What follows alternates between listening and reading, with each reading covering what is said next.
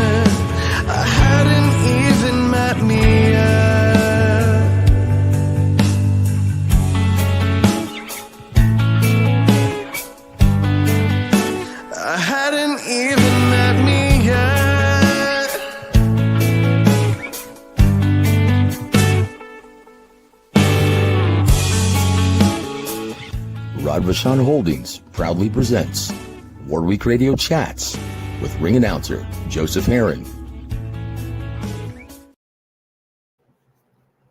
Guys, welcome. Happy Sunday to all of you guys.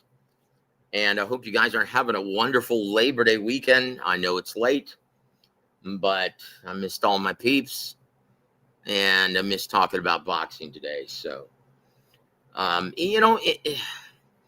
guys, look, I all I have to say is this. I'm just thankful for everything.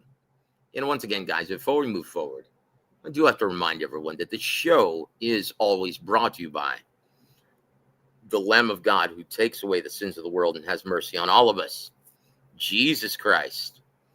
The only way to the Father is through the Son. He is indeed Jesus Christ, the way, the truth, and the life. Before we actually move forward with all of that, with anything else boxing, guys, I just wanted to tell you how thankful I am to have all of you guys to chat with every single week. You guys are my boxing brothers and my family, and I love each and every one of you.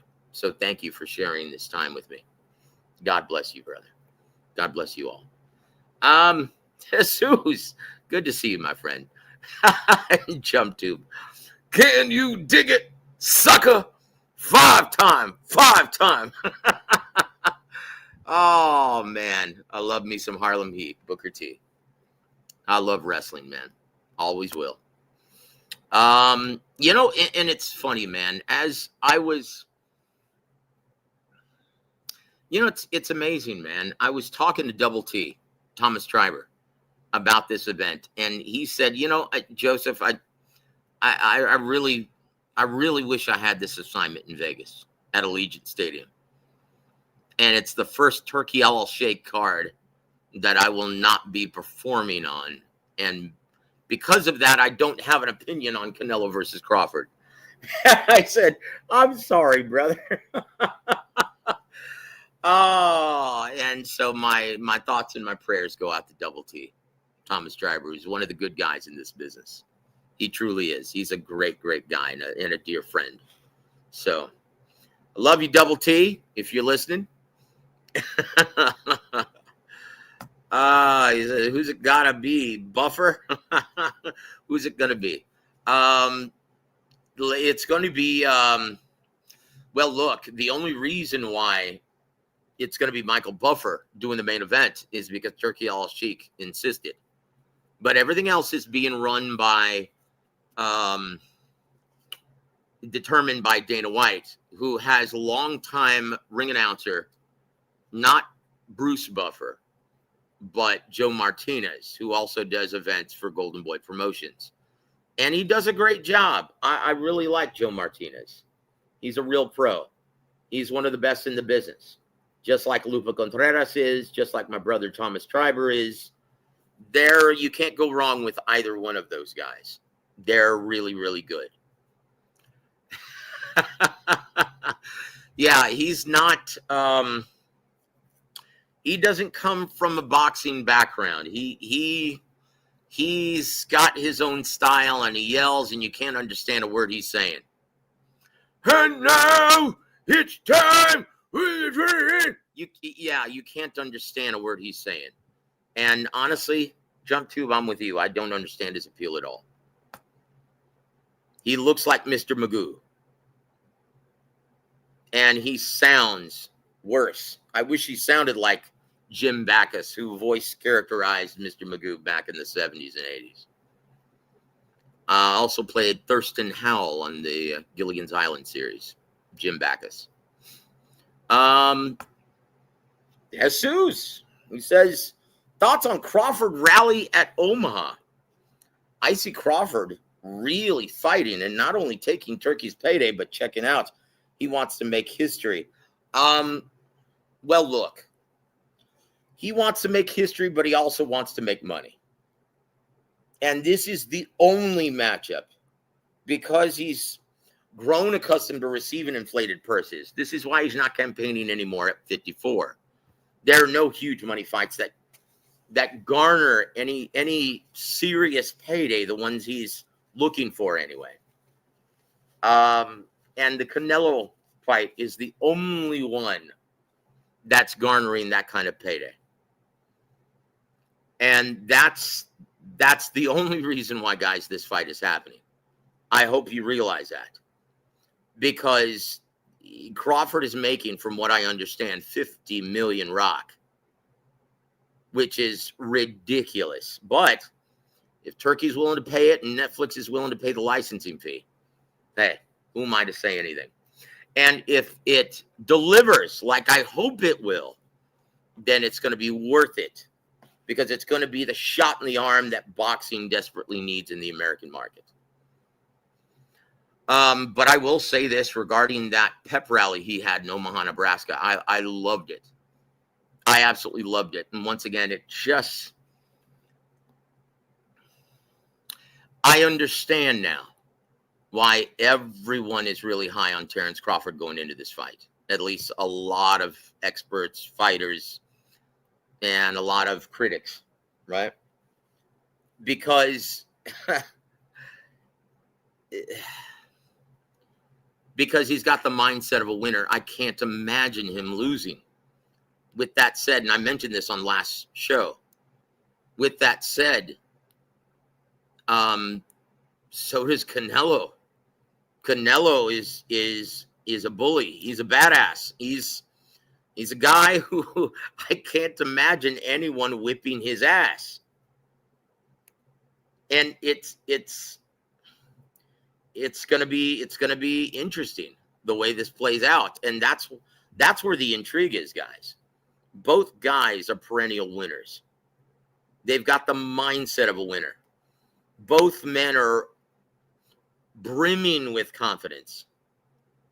That's what makes this fight so intriguing in my mind. Both men are first ballot Hall of Famers. And no, the style matchup isn't one of my particular liking, and that's what gives me the biggest fear and trepidation going into this. Is, man, I'm so worried that it's going to be a snooze fest. And it's going to bring about, like Mayweather-Pacquiao before it, a ton of criticism that it just didn't live up to the billing.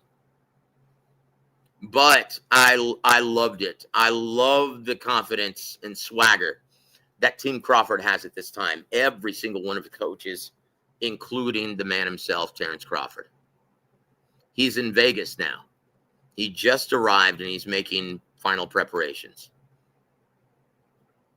And I just wonder now, guys, give me your thoughts. How is he going to start this fight? Is he going to start it in orthodox stance or southpaw position? What do you think?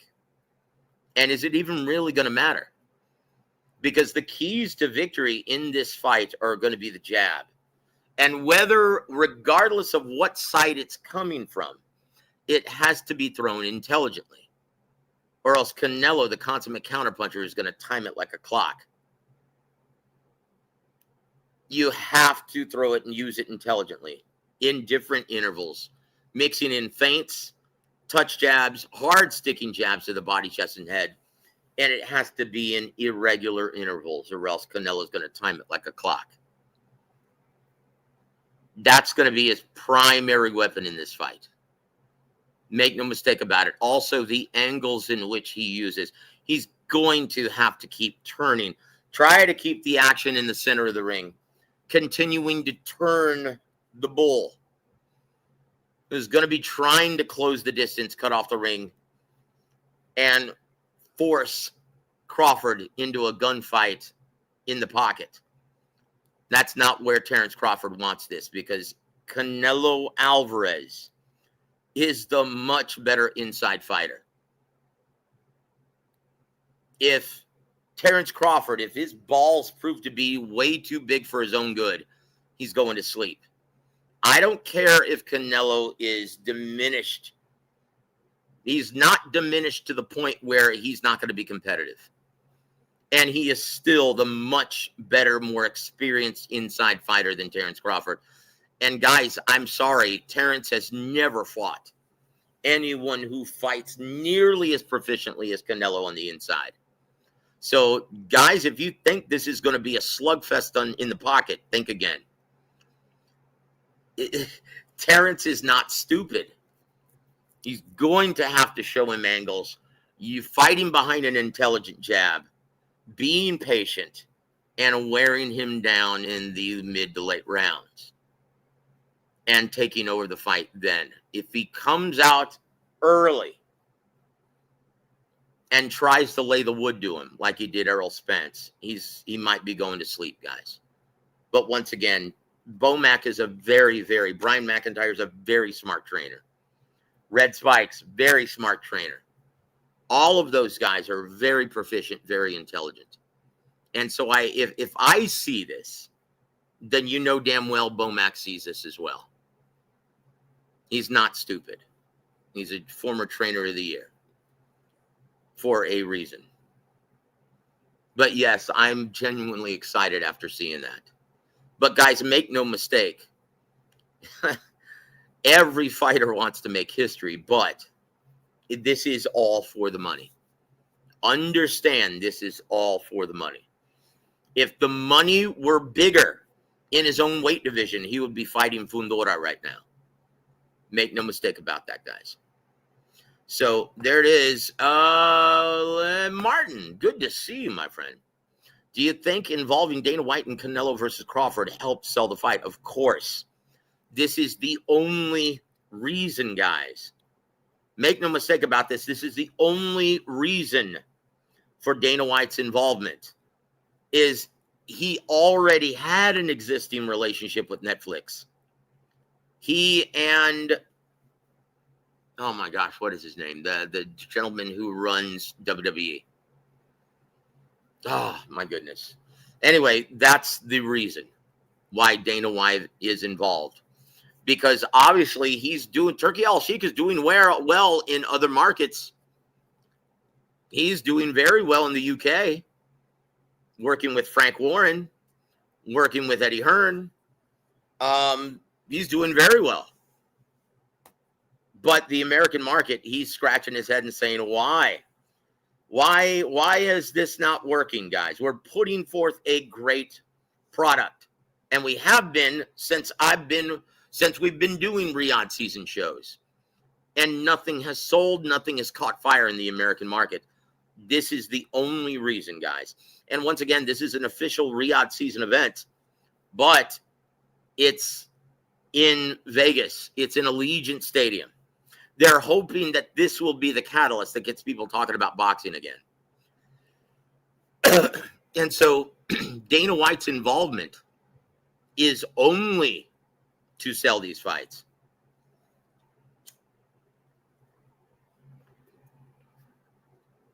And you say, made more sense to use him for Hamza Berlanga. Well, look, if Netflix had been interested in Hamza, Berlanga, then he probably would have, but Netflix wasn't.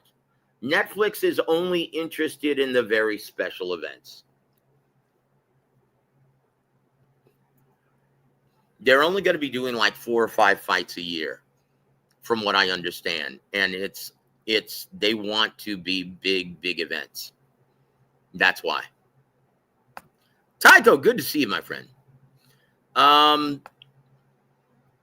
on. At any point in history, would Canelo Crawford have been made, especially after Canelo dominated? I don't understand that. Look, guys, the only reason why this is being made is because this is the only ticket that will afford Crawford's hefty payday. What other matchup comes close to generating this kind of money for Terrence Crawford? The guys, that's why he didn't fight Boots Ennis. Because there's no money attached to it. At least not the kind of money that Crawford is looking for. Guys, he's been spoiled. Why do you think the belabored negotiations were so rough with him and Errol Spence? Because he wanted a terrible allotment of money. One that he couldn't justify on his numbers alone. And it's ridiculous, guys. He's a pain in the ass to work with, from what I've been told. Just ask Bob Arum. Fluke, good to see you, man. Thank you for joining the show. He says, don't UFC my boxing, please. I second that, my friend. Jesus, fake Nello, look, stop it, dude. Just stop it, man. Look, there's a reason why he is the biggest draw and a first ballot in North America and a first ballot Hall of Famer. You may not like him. I don't care. I don't really care for him either. But I don't view fighters like that. Once again, I don't like Devin Haney. And he's coming up, guys. He's getting lambasted on social media because of his stupid commentary today. I should say ignorant, foolish, BS commentary today. And we're going to get into that in a second. Yes, he is. He's not arriving until fight week. I think he's going to be there in Vegas next Monday, I think. So, yeah. But guys, look. Canelo is a first ballot Hall of Famer for a reason. And he, in his prime, he would be a tough out for anybody. Guys. Jesus M says, Joe, everyone was saying Barrios was going to beat Manny because he's younger. Now they say Fake Nelo's too big. Don't people learn? It's boxing. It's not called younger, bigger, etc. Look, I don't know what that has to do with this. Canelo is not the same guy.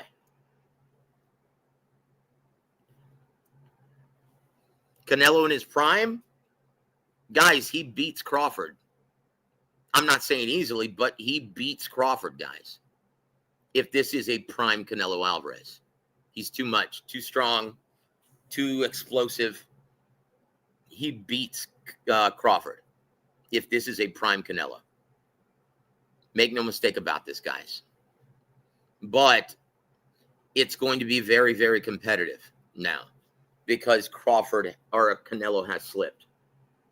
Now, is Crawford going to start showing his age in this fight? Well, that remains to be seen. We'll have to see it. But he's been much healthier in between fights, Crawford. He doesn't party. He doesn't balloon up in weight. He doesn't poison his body like Canelo does between fights. He doesn't drink, doesn't do drugs. Canelo has never fought a better all-round fighter than Terrence Bud Crawford. Yes, he has. And his name is Floyd Mayweather. And he got smoked like a cheap cigar. But then again, that wasn't Canelo in his prime. He's gotten much better. Back then, Canelo couldn't cut off the ring and close the distance effectively if his life depended on it. Martin says, why are people so confident Crawford will dominate? I don't know anyone who thinks he's going to dominate Canelo. Canelo's fought bigger, stronger, and more skilled fighters. But look, yes, he has. And his experience is, he's going to have to lean on his experience in the big dance. Canelo, people are forgetting, guys. Canelo has been to more Super Bowl type fights.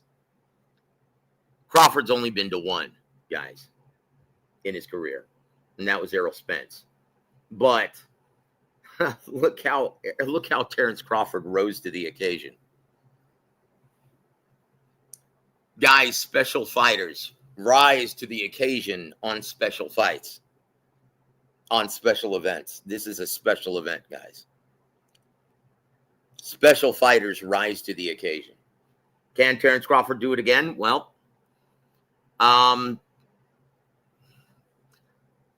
we'll see. We'll find out, guys. We're going to make our final assessments next week. All right. But, guys, once again, I'm not here to compare resumes because you can't compare both fighters' resumes at this time. You can't. Because just like Emmanuel Stewart used to tell me, resumes are largely contingent upon who your promoter puts in the ring with you. What is your level of attraction? Because if you're a badass, pound for pound badass like Terence Crawford and can't really sell tickets, you're going to have a hard time getting those skins, getting those names on your resume. Canelo, people will be overmatched, but they're all willing. They're like, hey, I don't care if I'm going to roll the bones because this is going to be my career high payday if I fight Canelo Alvarez. Just like when people were lining up to fight Floyd Mayweather and Manny Pacquiao. Even though there's a very good chance that they were going to lose, they didn't care. It was going to be a career high payday and a big opportunity. So you can't compare the resumes.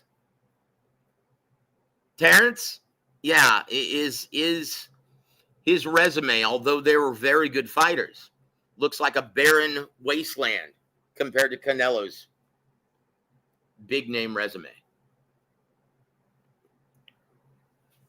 That's because he's the big cheese. He's the big ticket seller. That's the reason, guys. You can't compare those. Timothy Taylor says, Hold on. Timothy Taylor, welcome to the show, sir. Says, Canelo's never fought a better, well, I already addressed that. Yeah, Floyd Mayweather. Joe, everyone was saying Vaudeville's are good. Okay, yeah, I've already read that one too. Floyd is way better than Crawford, and so is Bivol. I don't know about that. No, Danny Jacobs was definitely not better than Terence Crawford. Just ask Dmitry Pirog. You ever watch that? Go look it up. Pirog.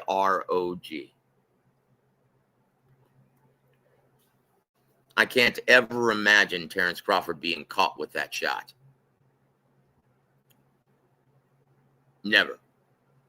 Guys, look, make no mistake about this, guys. You're going to find out Terence Crawford is indeed a special fighter.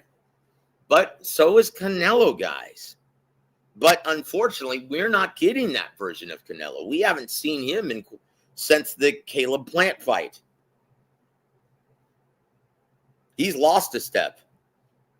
He's been on the decline, guys, for the last 4 years.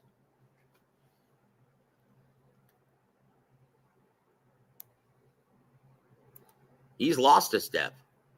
Now, is it going to be enough?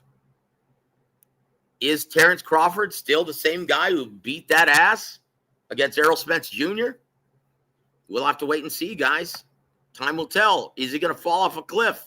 Is he going to start showing his age on September 13th? I hope not. Or maybe it'll be a good thing. Maybe he'll be more vulnerable than he's been in the past. Maybe he'll elect to fight fire with fire.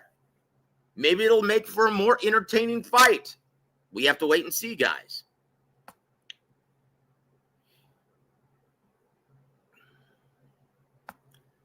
Jesus M says, Joe, remember Canelo is bigger, so he automatically wins because he's bigger. That's hilarious. Oh, thank you for being here, Jesus. Love you, man. Prophet Ben, welcome to the show, sir. He says, Crawford is going to beat the burritos and clenbuterol out of Canelo.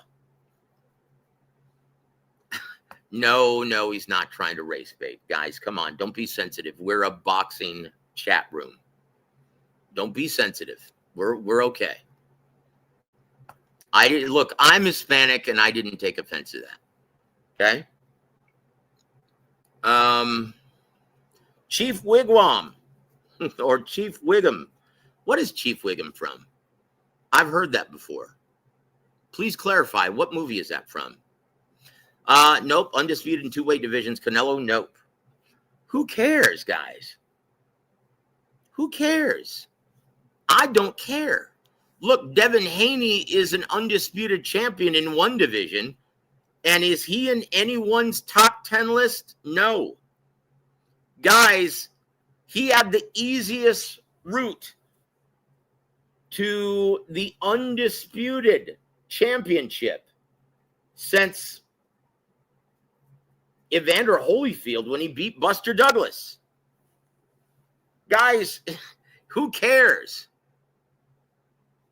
It's about who you fight. It's about your performance in the ring.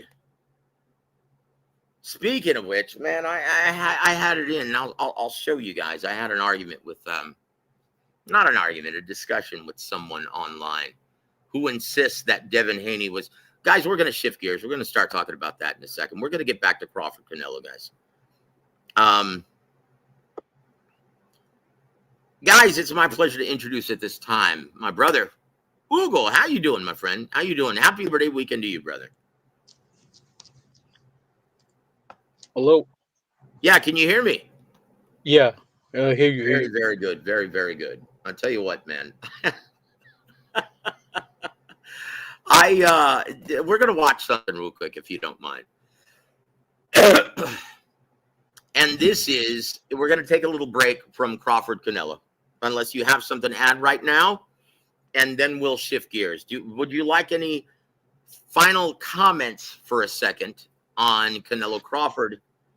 And Crawford just arriving in Vegas, making his final preparation for this big fight in just 2 weeks.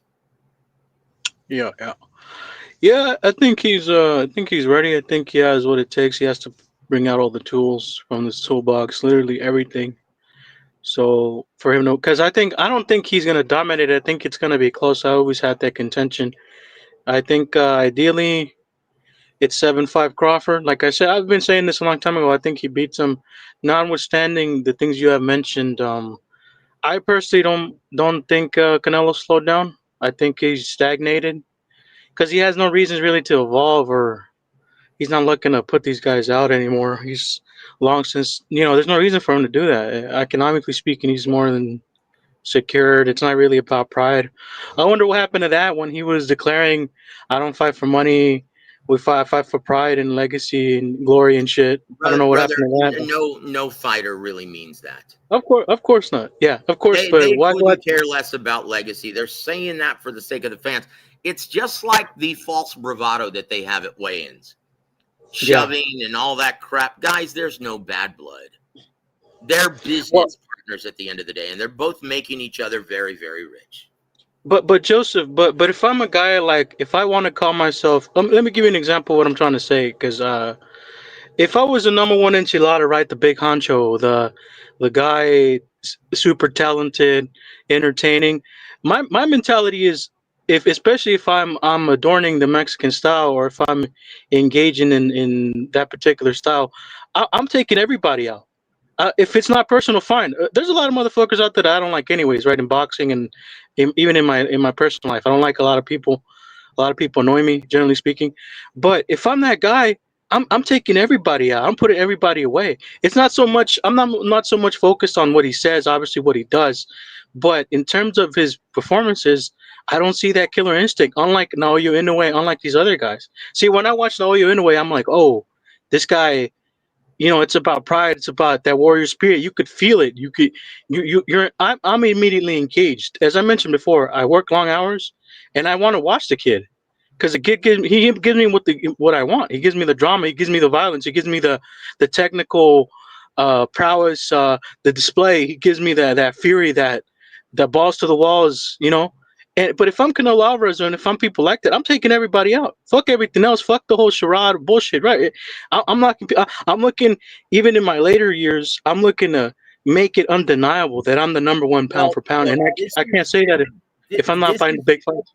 Well, when you look up and down his resume, he has competed in several big fights, taking on the challenge of Floyd Mayweather Jr. at 152 pounds.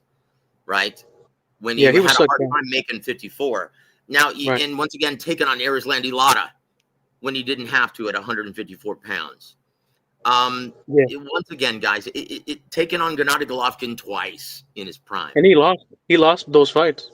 I thought he lost the first one, definitely, and I thought it was a draw in the second fight. It was great. The second fight was an amazing fight. That was a classic. Classic. I loved it. But look, my point is, don't kid yourself, brother. Canelo is a lot more self-aware than people realize. Obviously, that's the reason why the Benavidez fight never happened. Let's be honest. That would have yielded him the biggest payday outside of Terrence Crawford.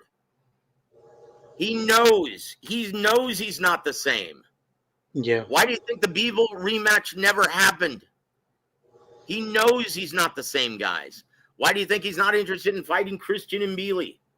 Although I probably think Creed beats Christian Mbili. He's got too many holes defensively. Yeah. But it's too open. He's not interested in fighting those guys. Why? Because he knows he's not the same. He's not the Canelo of old. He's an old Canelo. He knows, guys. He knows. He's not stupid. Yeah. He watches fight tape. He knows he's not as explosive as he used to be. When did you ever see him in the past do that horrid shoe shine mitt work in the past? You never saw that from Canelo. Now you see it. And why? Yeah, right. Why? Because he's not the same, guys. He's not the same. He knows this. This is why he's not knocking guys out. This is why he's not knocking guys out, guys. Oh, and it's the Simpsons, Chief Wiggum. Thank you, Martin. I appreciate that, brother. Chief Wiggum.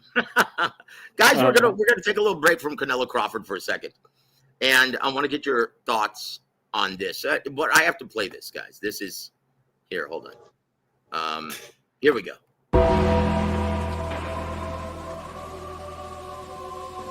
Terrible fan takes on Twitter/X.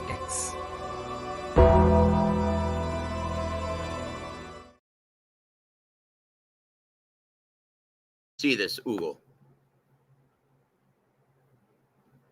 Can you see this?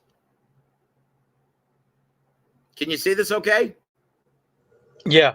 Go ahead. Yep. Okay, sorry, I muted myself. I want to get everyone's thoughts on this. And this is a truly terrible fan take from Ness. And he's about to get a lesson in the business of boxing. Okay? I get it. Stevenson is a world-class talent, but it's not like we're getting these fights that we want to watch again, right? Like, no one's saying, yo, let's go back and watch that Shakur Zepeda. Hey, man, you want to hang out this Saturday and watch Josh Padley versus Shakur? No one's saying that. I mean, no one's saying, let's go back and rewatch Delo Santos and Shakur. Which fights at 35 are we like, yo, let's go back and watch that? I'm just a consumer. So to me, it's like, why is Turkey so invested in this dude? He's not putting together like rewatchable fights. I get it. Stevenson is a world-class talent, but it's not like we're getting these fights. Yeah, I've seen enough. That's just ignorance. Well, once again, it's guys, it's my pleasure to introduce my nephew of the show, Anthony Manzano. Anthony, how are you, brother? I'm good. I'm sick and tired of these terrible fan takes from these idiot fans, to be honest.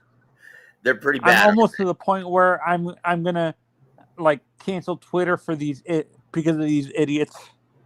Well, then I tell you what. Once again, guys, and we do this because, yeah, we want to.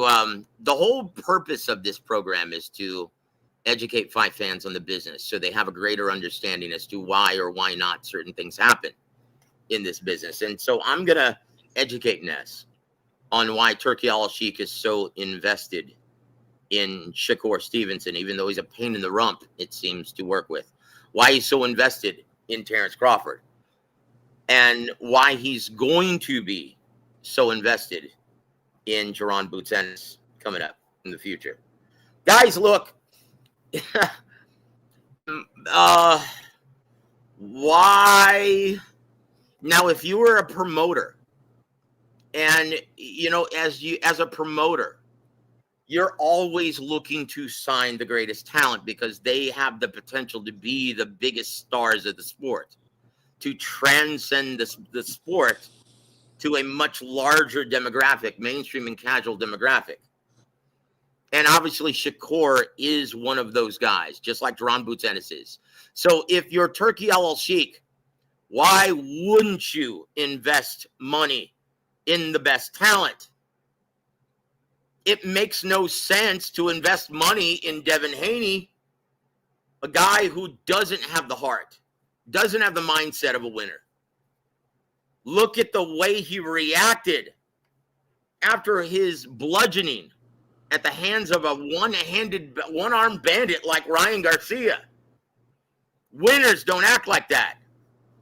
Winners just want to get it back. If they lose, hey, we come back stronger. And we want to get that loss back. Would Turkey invest in Ryan? Only because he's a ticket seller. He's not looking for longevity. He's using that play. He's using Ryan Garcia, invested in him, to showcase other fighters. But Ryan's already proven, man, he's not of that ilk. He's not I don't see him being in this business very much longer. Ryan Garcia. I mean, come on, guys. He got knocked out, or he got whooped by Rolly Romero. Come on, guys.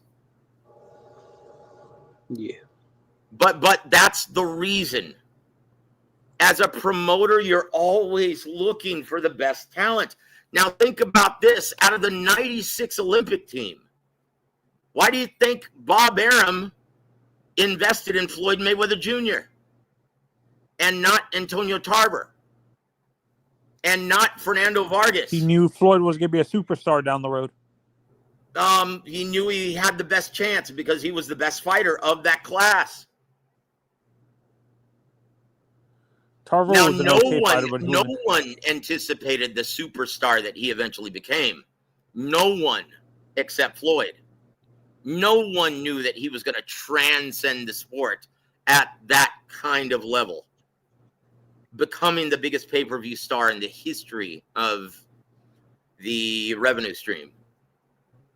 No one knew that but Floyd. Floyd had but look, is it wise to invest in the guys with the most talent? Yes. And how a guy who's been in this business, now listen, and how a guy doesn't know this who's been in the business as long as I have. How do you not know this? This is just common sense. But once again, it's boxing fandom, void of common sense, like you actually said. Yeah, but if and you're another one does business, this. I was going through another channel before you. I was watching what's his name, Punch Drunk. If you know. Oh goodness, that's another wackadoodle, man. Chihuahua. Yeah, he was saying that, like, he was saying that I can't remember what fighter he said was disrespecting and completely ignoring the champion at 140. Not Tank. It was I can't remember the fighter who was talking about Crawford or whatever. It wasn't Crawford. I can't remember who he said, but he said Ryan or someone was disrespecting, like, completely ducking him the whole time because And that's a fan narrative that you always told me. Ducking doesn't exist in boxing. No, it doesn't. Right, Joe? What risk versus reward does. And that's why you have managers and promoters to look out for those things. But fighters, they're fearless, or they wouldn't step in the ring. And a fighter is brimming with confidence. He genuinely believes, any fighter, even on the club level, genuinely believes, hey, man, they picked on the wrong guy when they sent me that contract to be a B-side for one of their prospects. I'm going to show up on ESPN, and I'm going to change someone's life. They genuinely believe that, or they wouldn't step in the ring, guys. That's real. That's the reality, guys. Right. But Joseph, quick question. What would you say then? Oh, I he said they were disrespecting Charlo. Oh, dude, who cares about Charlo? I don't care. It was Charlo is I don't even want to talk about that wife beater. What the fuck? Forgive me, Anthony. I don't want to waste anyone's time talking about Jermell Charlo today.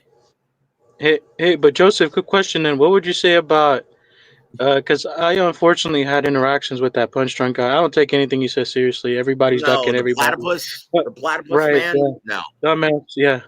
The rat. I call him the rat. But what would you say about when people talk about Boo Boo? Because that's his whole thing. He's been saying this for, I want to say 3-4 years now. But I don't that everybody's ducking Boo Boo Andrade. No, look. It's because he can't sell tickets. Because of he can't course. sell tickets, guys.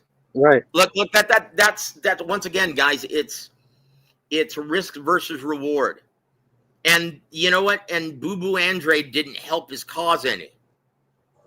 No. Once again, look who he signed with immediately out of the Olympics. Who did he sign with? He had a chance to sign with anybody, former Olympian. Haney. No, he signed with Star Boxing and Banner Promotions out of Philly and New York, respectively. Joe DeGuardia and what is his name? Yeah, we used to talk all the time. What is his name from Banner Promotions? Artie Palullo. He signed with them. I'm sorry, guys. If you're an Olympian, and once again, I've already given you guys the checklist. Now, this is what I tell all of our young fighters. Guys, if you're looking to sign with a bigger promoter, you've got to check off these boxes. 1, how many TV dates does your promoter have?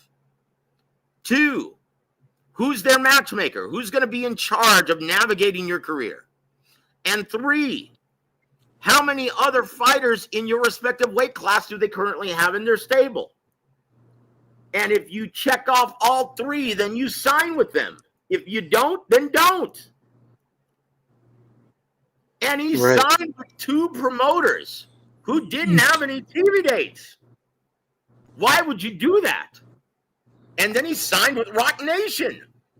So look, you can cry all you want about Demetrius Andrade being avoided, but he didn't help his cause. He made stupid business decisions, one after the other. Until he was. I said that some of these boxers have ghetto boxing promoters. Listen, Anthony. Listen. He wasted his career. This was a special talent at one point in time. And he wasted his prime years on promoters who didn't have the juice. Yeah. So, hey, BOOHOO, thanks for playing, buddy. Whatever you were going to accomplish in your career, it's already happened. All right. Yeah, what a waste of talent. Yeah. As Benavidez, the new boo-boo who is staying with PBC and Samson. Look, Samson Lukowicz has done a brilliant job with David Benavidez' career. I don't care what anyone says. You give me one promoter who doesn't like working with Samson Lukowicz. Show me one. Because everyone respects Samson. I don't care what fans think or what they say. They're morons who don't know anything about the business of this. But I don't know one guy who dislikes Samson Lukowicz in this business. He's a straight shooter, and you know what you're going to get when you deal with Samson. And there's a reason why he's going to be Do they like headlining. work? Listen, Anthony. This is why he's going to be headlining the Turkey Al Sheikh event, Riyadh season event, November 22nd. This is why he's setting up Bivol versus Benavidez or Beterbiev Benavidez. This is why, guys. He knows that there's no gold at the end of that PVC rainbow any longer. Samson and Benavidez have moved on, guys. So he's not the new Boo Boo Andrade. Boo Boo was one stupid decision after Joe, another. I have a question. Yes, sir. Joe, you say Samson is respected by everybody in the business. The guy who handles David Morrell's career, is he another guy that people respect in this? Is Samson the same guy? Do you know what I'm talking about? The guy Samson who handles promotes David Morrell? No, that's Louis DeCubas is in charge of David Morrell's career. But look, hold on. Samson has been untrue. I don't even know what you're talking about. Because honestly, you're talking about fan-made videos. I don't really care about fan rhetoric. That's why we have a segment called Terrible Fan Takes. Because most of what comes out of their mouth is nonsense and noise based on ignorance. And this show is about teaching everyone about the business of boxing. Okay? Most channels can't do that because they've never worked a day in their life in this business. And that's the reality. So hold on. Joe, you always say that.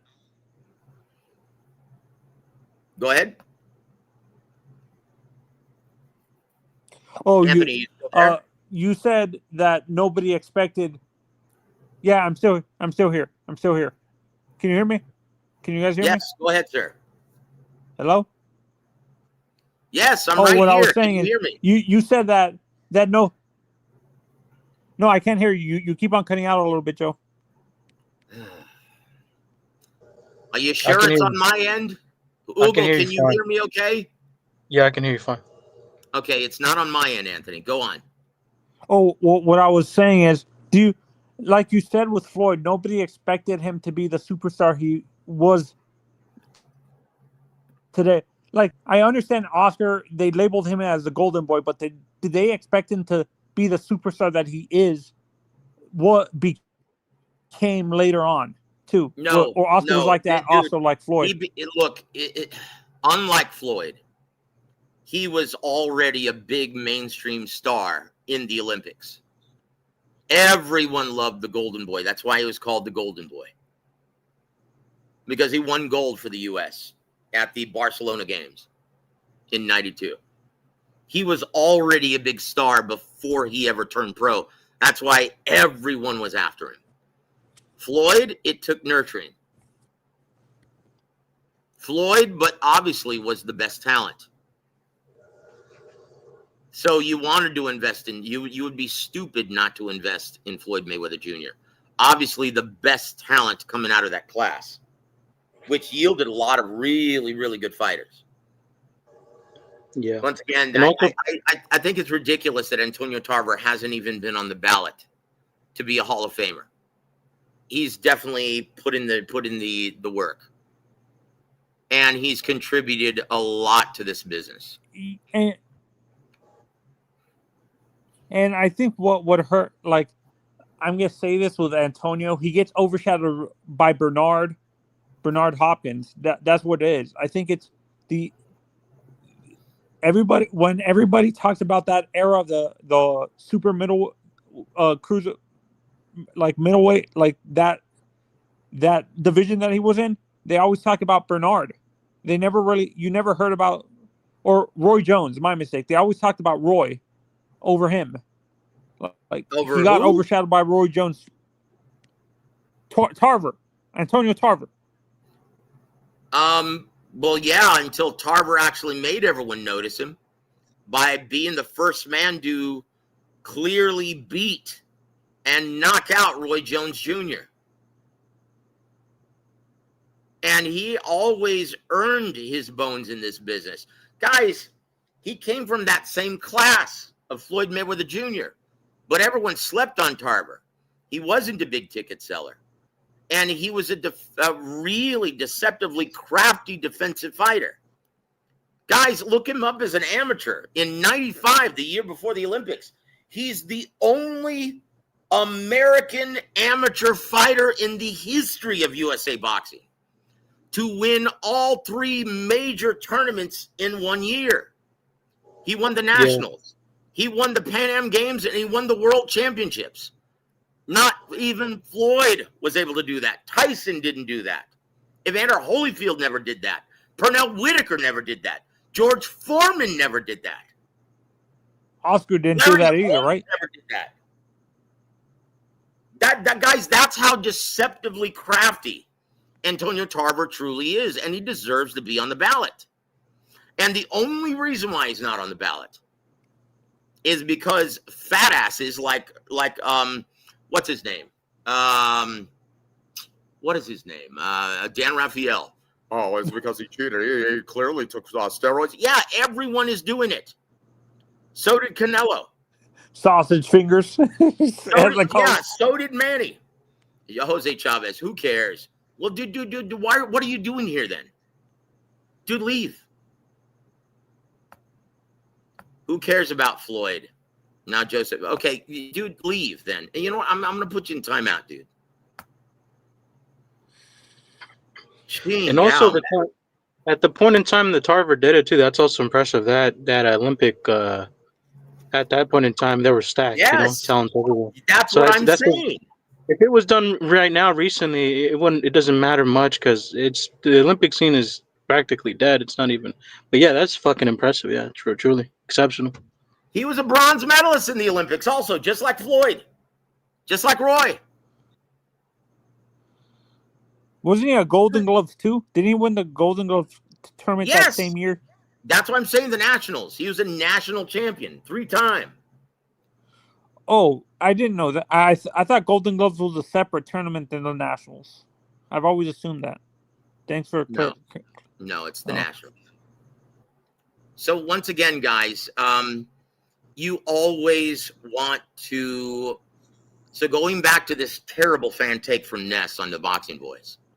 You always want to nurture and sign the best talent because they're the ones who have the potential of becoming the biggest stars in this business.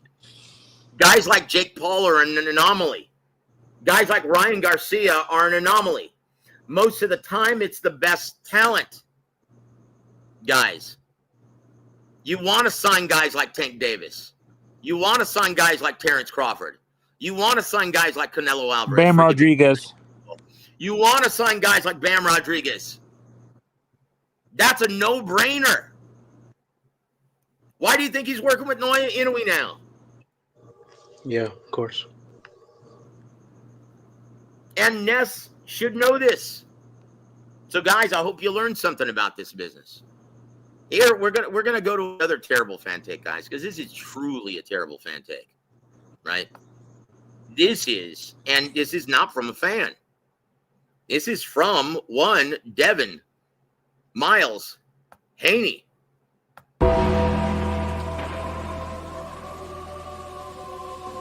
Terrible fan takes on Twitter/X.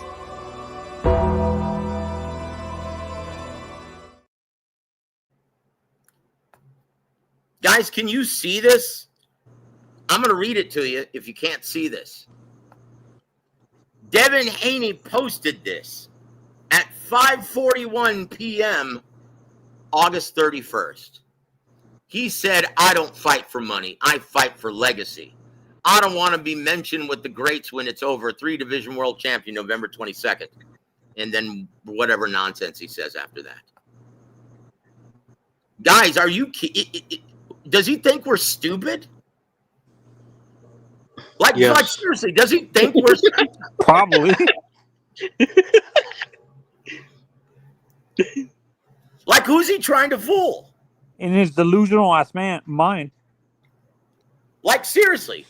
And his every fighter fights for money. These ignorant, idiotic, drone-headed fans, they fall for this crap every single time, hook, line, sinker. Like they bite on this crap, and they pass it around and regurgitate it. It's nonsense. Guys, I'm going to read this again. Devin Haney, I don't fight for money, I fight for legacy. I want to be mentioned with the greats when it's over. Really? Is that why you dumped your belt? Because you didn't want to fight Sandor Martin? You didn't want to defend your title? Because you fight for legacy? Really? That's why you dumped your title in the trash? Dude, is that why? Or is it because no one wanted to bid on that crap fight? Because it wasn't for any money? No.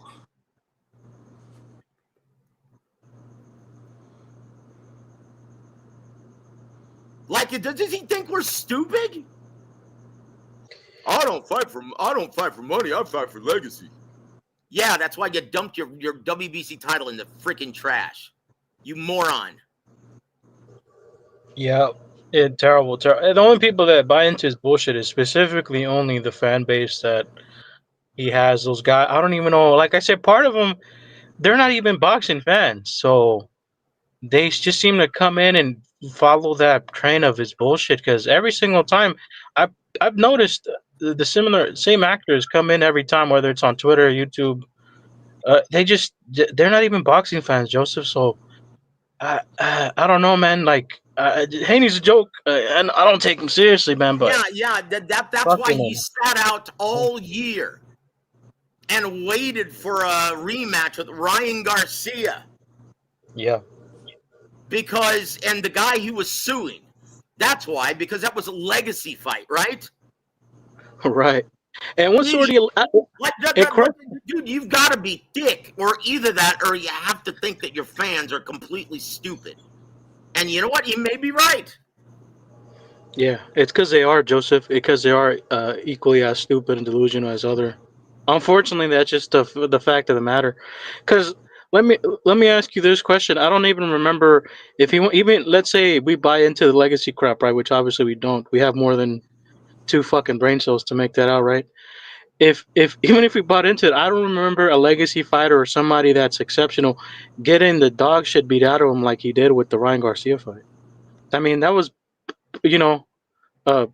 ass whooping of, he got knocked down 5 times, technically 7 times. It was never called. That fight should have been stopped from the 3rd knockdown on. I forget which knockdown it was, but specifically, I think it was in 7th round when he got knocked down and his legs went limp and he crossed him over. I thought the fight was done, so it should have been stopped. But yeah, I don't know what the fuck he's talking about, man. Like, I don't take him seriously, man. What a terrible idiocy of a comment. Wow. Yeah, and he expects people to believe that. Yeah. Honestly, his father must be giving him some of his stash, maybe. Oh, dude, stop it! Don't say that. That's terrible. Oh, jeez. But yeah, he's pretty stupid. Like, honestly, dude, that is a terrible fan take. And that's why he's saying this crap, right? That's why he's saying this crap. Because of his fans. Now, we're going to do another terrible fan take from the Boxing Voice, guys, okay? So I'm going to play this. I'm going to play this one more time because I like my Kenyan accent.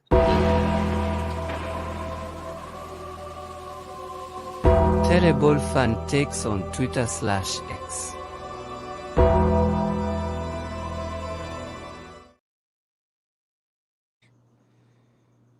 Okay, guys, tell me when you can see this. Yeah, see it. See it. Right, I can see it. Here we go. Are you ready? Listen up, guys. This is truly a terrible fan take. Are you ready for this one? Ching now, guys. This is the worst of all. Yeah, it's actually worse than the Devin Haney comment. Here it comes. the fight, it would be a stoppage. Canelo, he's gonna stop Crawford. Crawford will quit on the stool. And this is what you're gonna hear. Bomack's gonna say, I gotta stop you, baby. Just too much for you, baby. We gotta pull you up out of there, baby. You take too much. And just remember I told you this. You're gonna hear that between the 7th and the 10th round. You're gonna have to stop it. And Terrence is gonna gracefully bow out to. Terrence really remind me of Deontay Wilder going into this fight. Now, he had us goddamn really thinking he was the black hope. Next thing he was saying he was gonna be 51-0, be better than Floyd Mayweather and all that shit. Then goddamn Fury exposed his ass. People said he had never fought nobody. I'm saying Crawford ain't really did that much to be getting all this praise he get. Only reason he getting praise because he sided with the white man company and said fuck the black man company, and a lot of people went with that shit. Okay. Do I have to say anything after that? Do I have to say anything after that? That is one of the worst fan takes I've ever heard in my life. Mm-hmm. Like honestly, that's the worst take I've ever heard. And this guy, man, that's what's wrong with boxing in the boxing diehard community in this country. They're a bunch of idiot race-baiting fools. And that's why promoters really don't care what boxing diehards have to say anymore. Because one, they're not spending any money on the product. And two, they're a bunch of idiot, tribal-minded, race-baiting morons. Pounds, how is that a believable take? Oh, it's a believable take. Oh, Chingao, guys. That's just awful. Hold on. I wanted to point to this one. I forgot to read this one, guys. Daisy, good of you to join us. Thank you so much for hanging with us on this beautiful Labor Day weekend. She says, Samson said thousands of times, literally, he wasn't kissing the ring for Turkey, but he ended up doing it. Yeah, he had no choice. He had no choice. He had a very, very solid and safe working relationship with Al Heyman. But where are the TV dates? Where's the money? That well's run dry. He had no choice. Does that make him a liar? No, hold on, listen. Does that make him a liar? No, it just means he was wrong. That's all. He was wrong. He was wrong. And he'll be the first one to admit it. Yeah, I was wrong. Oh, Pounds. Ridiculous. Ridiculous. Yeah. Canelo will make Bo-Mac throw in the... We'll find out, guys. We'll find out, children. Guys, once again, that's what makes this fight so intriguing. I can't imagine either guy losing in this. Honestly, I really can't. I can't imagine Canelo losing to a guy whose last fight was at 154 pounds. But then again, I can't imagine Terrence Crawford losing ever in this era of fighters. Right. Can't imagine it. Eric Gomez says Samson crawled. Everyone is crawling to Turki Al-Sheikh. I don't know what makes you single out Samson. Everyone wants to work with Turki Al-Sheikh. Golden Boy, Eddie Hearn, Frank Warren. You're gonna see Bob Arum, Todd DeBuff, and Top Rank do the same thing. Watch. Yeah. It's still where the money's at. It's the golden rule. He who has the gold makes the rules. Especially if this fight is a big critical hit. Arum's going to say, hey, Dana, my best friend, I love you. Out of necessity, guys. Because what choice do you have? A fight deal on Stars that doesn't start until next year? And it only pays out $1 million per event? That's not going to do anything for Top Rank. Holy shit! Yeah. Yeah, dude. I mean, look, $12 million a year compared to what they had with ESPN, $90 million per year. Wow. Oh, stop it, man. Eddie and Oscar didn't crawl. Yes, they have. Yes, they have. Why do you think Golden Boy sold the Ring magazine to Turki Al-Sheikh? Why do you think he gave it to him as a bargain? It was a bargaining chip because he wanted dates with Turki Al-Sheikh. Why do you think they had Latino night in Riyadh season last year? Did that make any sense whatsoever? Why do you think, Eric? I don't think Eric Gomez thinks so. That might be a problem, Joseph. Oh, So we'll stop. see. Eric Gomez is a good man. He just has favorites. That's all. And you know, fans do. Fans have favorites. He's a smart fan, though. That's why he listens to this show. And yes, good on Oscar. That's right. Good on Oscar. Just like good on Samson. He finally woke up and smelled the coffee. Joe, Pounds has a good question. He's wondering if Turkey will get rid of the Ali Act. No. Once again, guys, you have to convince Congress that this is a good idea. My guess is they're going to throw it out just like 2 judges threw out Devin Haney's frivolous lawsuit. They're going to throw it out. Guys, you have to lobby and convince Congress to amend something that's already law.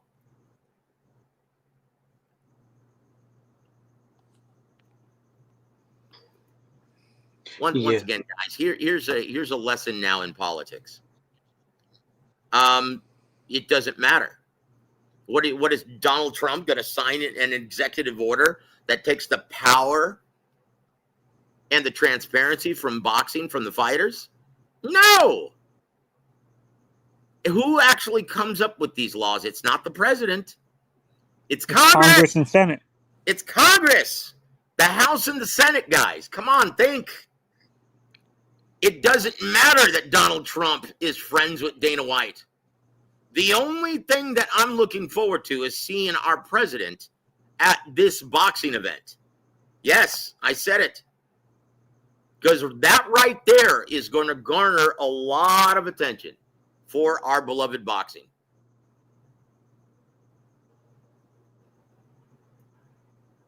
Hold on. Ari Emanuel's also pushing for the Ali. Who is Ari Emanuel? The TKO owner. I'm sorry, who? He's the owner that bought UFC and WWE. Guys, I already went over the one that's trying to start this promotion. Long time ago when this first made news. Right? I already addressed this. I'm going to address it again, though. Guys, I've said this for years. The only reason why Dana White isn't in boxing is because he hasn't yet figured out how to rip the fighters off. Why do you think he calls all of the stand-up boxers in his alliance, UFC, strikers and not boxers? So they're not covered by the Muhammad Ali Boxing Reform Act covenant. That's why. Hey, guys, hold on. I need to take this call. Please, among yourself, talk about it. Yeah, Antonio, what do you think, man? Yeah, no, I agree with Joe. There was no way Ali, Ari Emanuel, Dana, or Turkey are going to be able to get rid of that Ali, the Ali Act, because then it would give Dana what he wants, because he wants to try to rip off boxers. That's, like Joe says, that's why he gets away with calling his fighters in UFC or mixed martial arts strikers. So he can circumvent the Ali Act. Hugo. Right. Yeah, it's interesting. Hopefully nothing happens. Because Dana's not good for any sport really. Even how he's run MMA this whole time, his organization. A lot of I have a lot of issues with Dana. One, I personally don't like him, but then also just given how there's the facade that he makes the fight happen. There's been so many fights that I've stopped watching MMA for a long time, or the UFC for a long time. But there's a lot of matchups. I could probably think of 10 right now that they haven't been made for a lot of reasons. Sometimes the fighters got injured, or sometimes they got pushed back, sometimes they didn't make weight. So on and on. I think he's an overrated figure, and I see if it He happens, follows the it's detrimental. me and Joe talked about this, Hugo. He follows the Vince McMahon model. He wants to Yeah, treat he also circumvents the Ali Act by treating his employees as independent contractors, so he doesn't have to give them insurance or anything like health insurance like allow them to unionize so they can get better pay and stuff like that. So yeah, Dana is almost a pro wrestling promoter in combat sports. right. He's basically Vince McMahon, the Vince McMahon of MMA. He treats his talent like trash, and he's only doing this to make. He doesn't really care about the talent. He says he does, but he doesn't. Yeah, no, yeah, he just uses them up, and it's too much of a grinder. And then even in the early years or mid years of when the UFC was coming about, at a lot with the fighters themselves, the respective camps, they mostly had to figure that out on their own. There wasn't even advisors or a structure set in place to where that's why you see a lot of guys, and even in MMA right now, missing a lot of weight. Obviously, it's been sort of figured out more, but it's still They're relatively naturally bigger detrimental. guys, though. You have to admit, like UFC Yeah, fighters are natural. When you look at the heavy, like the outside of the heavyweight division, when you look at the light heavyweight, what is it called? Light heavyweight, welterweight, and stuff. They're big. Their fighters are naturally bigger than boxers. When you look at them, like yeah, Okay, they're they actually also walking guys, around their hold on, natural weight. Anthony. Hold on, Anthony. Hold on. yeah, And Eric says, I understand as long as you're in a league. No. You can't. You cannot. Once again, we don't have a players' union like the other leagues have, right? That's Boxers why are they came independent up. That's contractors. why Senator John McCain championed this bill, and it became a law, right? This is why he championed this bill, and it was made into law because there was nothing protecting the fighters. And if people say, oh, it really doesn't protect them, they're full of it, because it gives every manager and fighter transparency. The promoters had to start opening the books and showing them what money was being made. The fighters weren't privy to that before the Muhammad Ali Boxing Reform Act. So anyone who says differently that the law doesn't really protect, bull snot. They're lying to you. Because every promoters were taking advantage. Every promoter was guilty of it back in the day. Every promoter was guilty of it back in the day. They were exactly like Dana White. They didn't have to open the books and show them, hey, so now, guys, on average, promoters are only making 20% of the event, and the fighters are making everything. 80% on average. That is the highest of any mainstream pastime in America. Look at the other ones. And you know how much the fighters are making in UFC on average? Less than 20% of the gross revenue. That's it. Guys, and Dana White wants to do the same thing. No, thank you. And as soon as mainstream media catches on to this, they're going to run Dana White out of this business. But they don't care yet because it's not a big issue yet. Joe, and I said this too. Go I ahead. was telling Hugo this, that the other way he circumvents the Ali Act too is sort of like what Vince McMahon does to his talent. He treats them like independent contractors, and he has strict laws to not allow the fighters to unionize or get health insurance and like life insurance to protect themselves in case they get seriously. That's not true. Every promoter has to bond the event. So if a fighter gets hurt, they immediately go to the hospital and it's covered. They have to insure every single event. At least that's how it is in boxing. And if UFC isn't doing that, well, then there you go. No, that's what I'm saying. He treats his fighters as independent. Listen, because every boxing event has to be bonded and insured. As a promoter, you have to insure every single fighter. You have to, by law. Once again, is that part of the Muhammad Ali Boxing Reform Act? I'm sure it is. Hold on, Eric Gomez. Look, it's the nature of the business.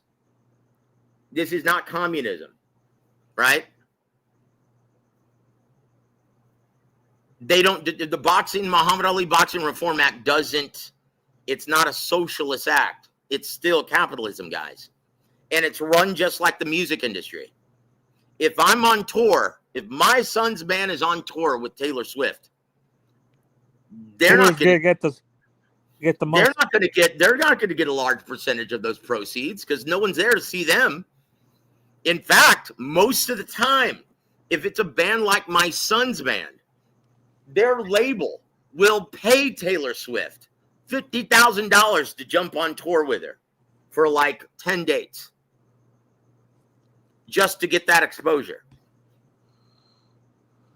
It's pay to play. Just like some promoters will pay a lot of money to get put on a big-time fight card for exposure. Joe, I have a question. Do you think the reason why fans feel that the Boxing Ali Reform Act doesn't do enough, like they feel it's not going far enough? Anthony, it's very simple because they're ignorant and they don't know shit. I don't know how else to say it, and I don't know how to say it nicely. It's ignorance. They have no idea what they're talking about. Yep. You're right. You're right, Pounds. Al Heyman started in the music industry, correct me, Joe? No, that's absolutely right, and that's why he felt he could run boxing because it's just like the music business. Well, he forgot about one small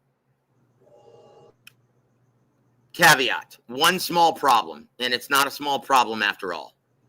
He thought he could pay out inflated purses to attract talent like he did in the music industry. And if it didn't pan out, then he could just stick them on tour forever and get his money back that way. Yeah. Until they were able to pay back the money that he played them. But you can't point, and once again, Muhammad Ali Boxing Reform Act, you cannot force a fighter to fight. You can't point a gun to a fighter's head and force him in the ring. If he doesn't want to fight, he's not going to fight. And unlike the music business, as we're seeing right now, you see bands in their 60s touring still out of necessity because they're not making any money because everything is being streamed. They don't sell records anymore. They don't sell CDs. Everyone gets this crap for free on Spotify or whatever. And they make pennies compared to what they used to make when CDs were being sold. And so unlike boxing, you could put a band on tour all year round until they made your money back. Fighters, you can't do that to fighters. How often do they fight now? Yeah. Well, PBC once a year, but yeah.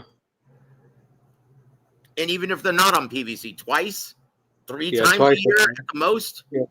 Yeah, most. So most. Yeah. How do you make your money back if it doesn't pan out? They're inflated purses. If anything, inflated purses in boxing. What Al Heyman didn't figure is that when you It pay will out condition fighters to overvalue themselves. Listen, Anthony. When you pay out inflated purses, Don Chargan taught me this, it never ends well for the health of the sport.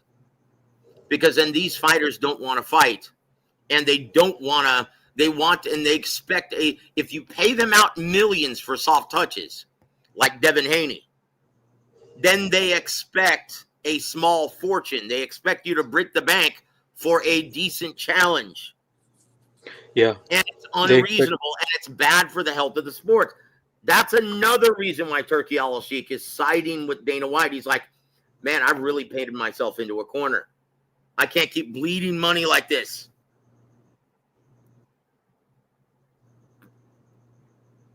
Well, you did this, Turkey. You got no one else to blame. Did you ever talk to Al Heyman? No, not personally. Yeah, he's truly a mysterious character, Al Heyman. But Coach Ronnie talks to him all the time.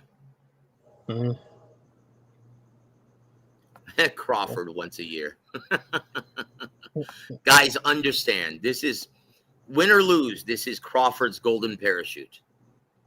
The only fight that he'll be involved with after this is possibly a rematch. Otherwise, yeah, this is going to be it, guys, for Terrence Crawford. You don't think he fights Jake Paul? Hell no. This is his golden parachute. He's 38. He's not going to stay in the sport as long as Bernard Hopkins did. That's ridiculous, guys.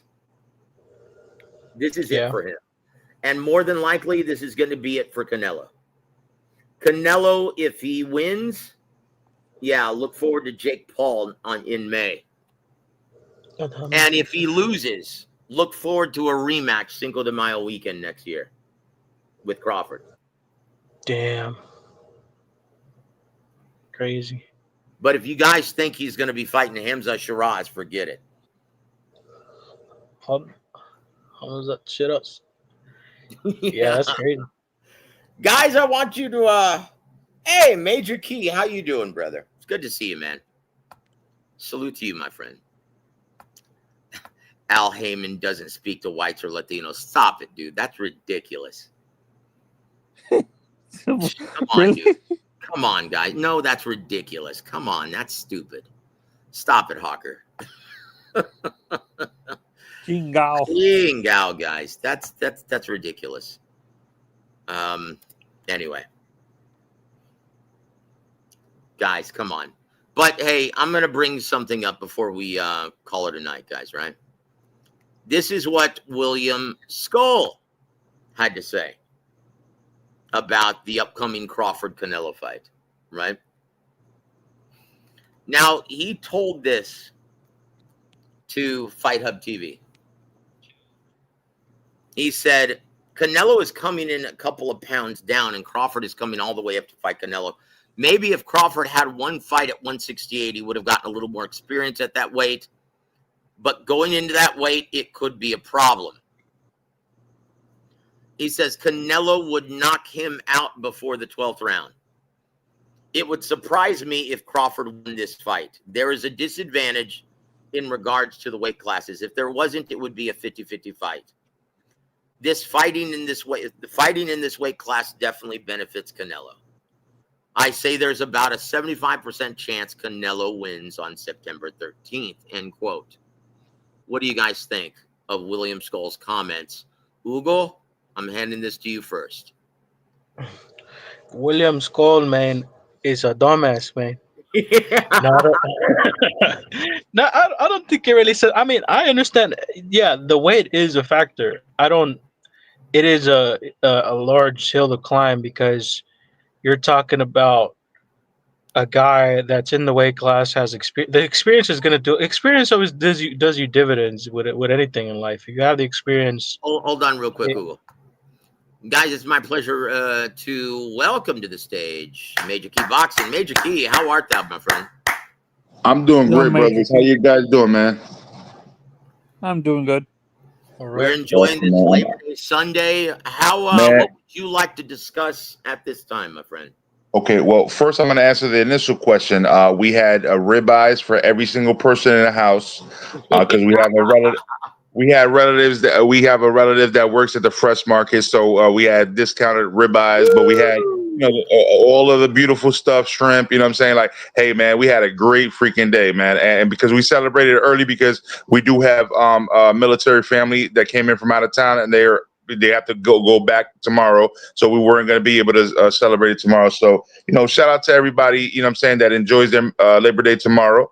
But I had to do that today with my family, and we have some great experiences. But thank you for asking, and I hope you guys all do. If you didn't do it today, hopefully you guys do it tomorrow. You know what I mean? Nah, not me, man. Indeed. I I work hope today. everyone stays safe.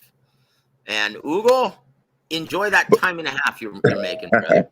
I do, Yeah. man. I do. I try. But listen. So what really brings me back to YouTube a lot lately, because I have been gone for a minute, man.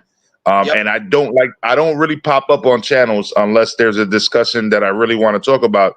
And this one is one. And I see you're talking the same way I'm thinking, which is this is a respectable fight and it's for free. Good Yep. Lord, bro. I mean, this is a dope ass fight, man, because here's the thing. Canelo, we know he's not going to get dropped, bro. We know he's got a beard, like he's got a beard, bro. Like this dude is tough. Yep. But he says he can, as great as he is, bro, he can get in a war with somebody that can box. You know what I'm saying? And Terrence Crawford is that dude. You know what I'm saying? Terrence Crawford is proven. He is moving up. So that's the only thing that I have a problem with. He's not acclimated. Everybody respects acclimation.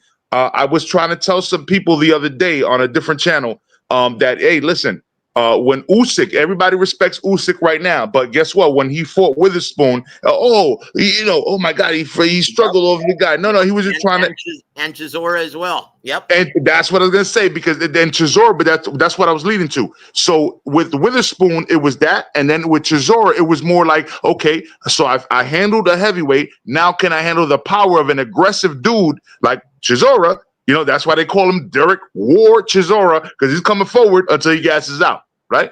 And so they wanted to see, can you handle this, Usyk? Because this is a tough dude that he's gonna come forward. You know what I mean? Can you handle this? And he did. And so once that happened, what happened after that? He went straight for Anthony Joshua. And then he looked better in the second fight. You see what I'm saying? Like the dude is you have to get acclimated in your weight class, bro. I don't care what you say. Not you specifically. I'm saying like people, like, you have to get acclimated in your weight class, because it's not just that you're tall or you're big enough to meet that way. You have to be able to resist the punishment that people that are used to that weight class are going to give you. And that's what acclimation means. And a lot of people don't understand that, No, that's right on the money, brother. Yeah, Major Key, I said this, and people. I agree wholeheartedly. Yeah, but and Major. No, go ahead, Anthony. Go ahead, sir. I'm sorry. Yeah, no, Major Key, and I've said this multiple times, and I've gotten in arguments with people, and they say I'm an idiot and I don't know the sport, and I'm like, you guys realize Terrence started at 140. 140. He's a very small guy. Canelo's a naturally bigger guy, and he. Yeah, he looks like he's a cruiserweight. Hold on, to be Anthony. honest, We're gonna answer a question right now, and we're gonna go counterclockwise, starting with Major Key, then Anthony, and then Hugo. Daisy Sanchez says, and thank you for hanging with us, sister. Why would Canelo take risky fights now? No reason at all. And I know the answer to this. Major Key, what say you? Would you like to answer this for me? Why would Canelo take risky fights now? Well, here's the thing. I don't know if she understands the fact that at 22 years old, he fought Mayweather. And he's been fighting everybody, since then. And he's been undisputed since then. Like, so he does fight everybody. So not no shade towards to the person that asked the question, Daisy. So shout out to you. Since you were asking, I'm delivering the answer. The answer is he's always taken on these fights. And so has Bud Crawford. Like, you know what I'm saying? But the problem is that Bud, that's why he left Top Rank, is because he felt like he wasn't getting those fights. So he is getting the fight now. So you know, regardless of what person and promoters, I really don't like talking about promoters and stuff like that. Well, we're here now. And this is a great fight. And that's what we need to enjoy. Because the fact of the matter is Canelo has always taken on tough fights, bro. That's why he is one of the top 3 pound for pound right now. And Anthony, what say you? Do you agree?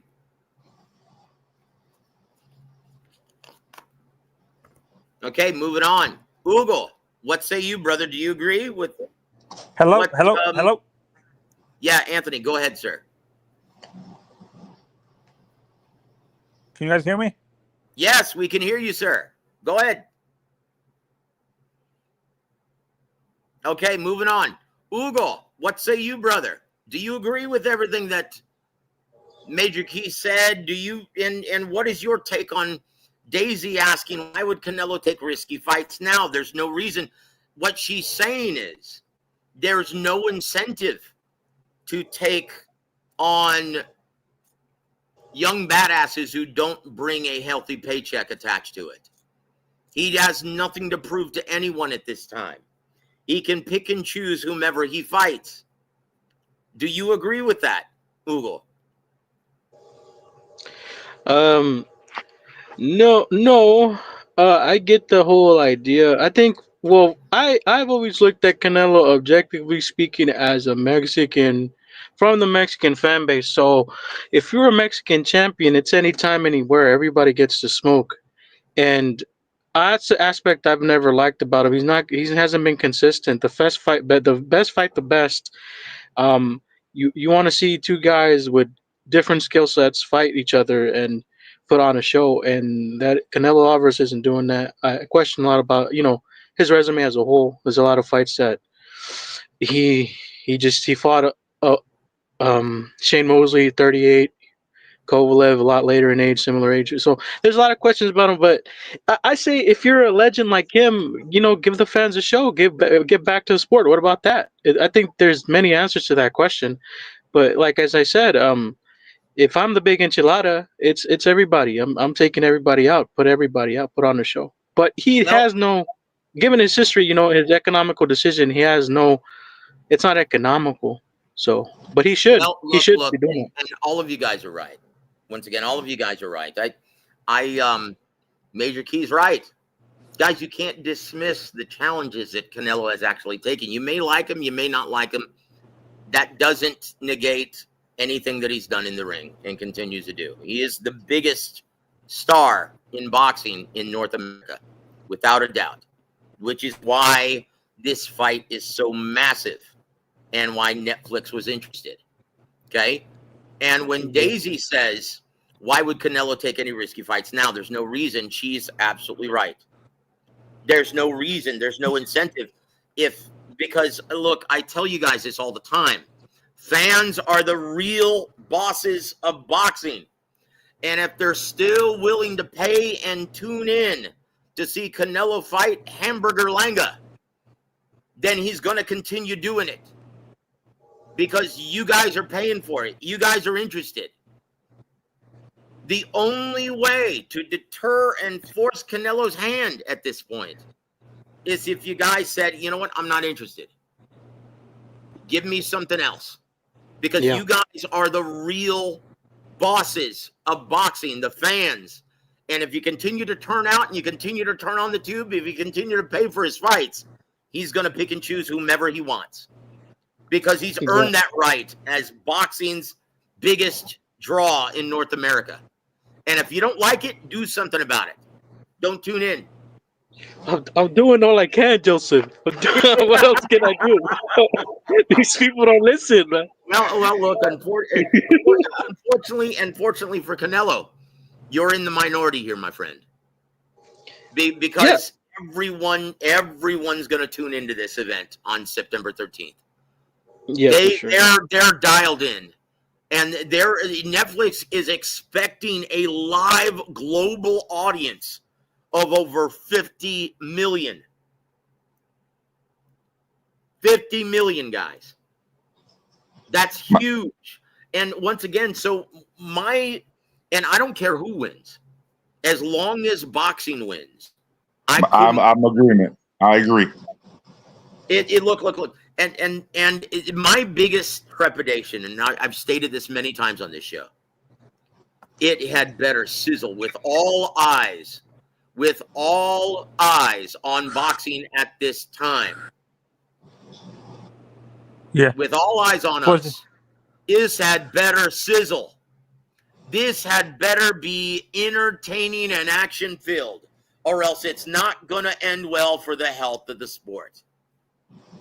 Yeah. Can I jump in real quick? And that's what scares me, Joe. If somebody's next, I just want to say one thing real quick, man. I'll make it real quick. I'm just going to say, and I'll jump in after whatever anybody says. But with this fight, it's absolutely going to be a barn burner, bro. Because here's the thing: Canelo again has a beard. Crawford is aggressive. And he's also very skillful, man. Somebody's going to bring you already know Canelo's going to come forward. And at some point, Crawford is going to say, I'm not going to let him come forward. You see what I'm saying? So they're gonna get in the middle of the ring, and they're gonna start, like really trying to show us who's the better boxer. And I don't know how good that goes for Crawford, but at the same time, if he stays outside, I know he's a better boxer than Canelo.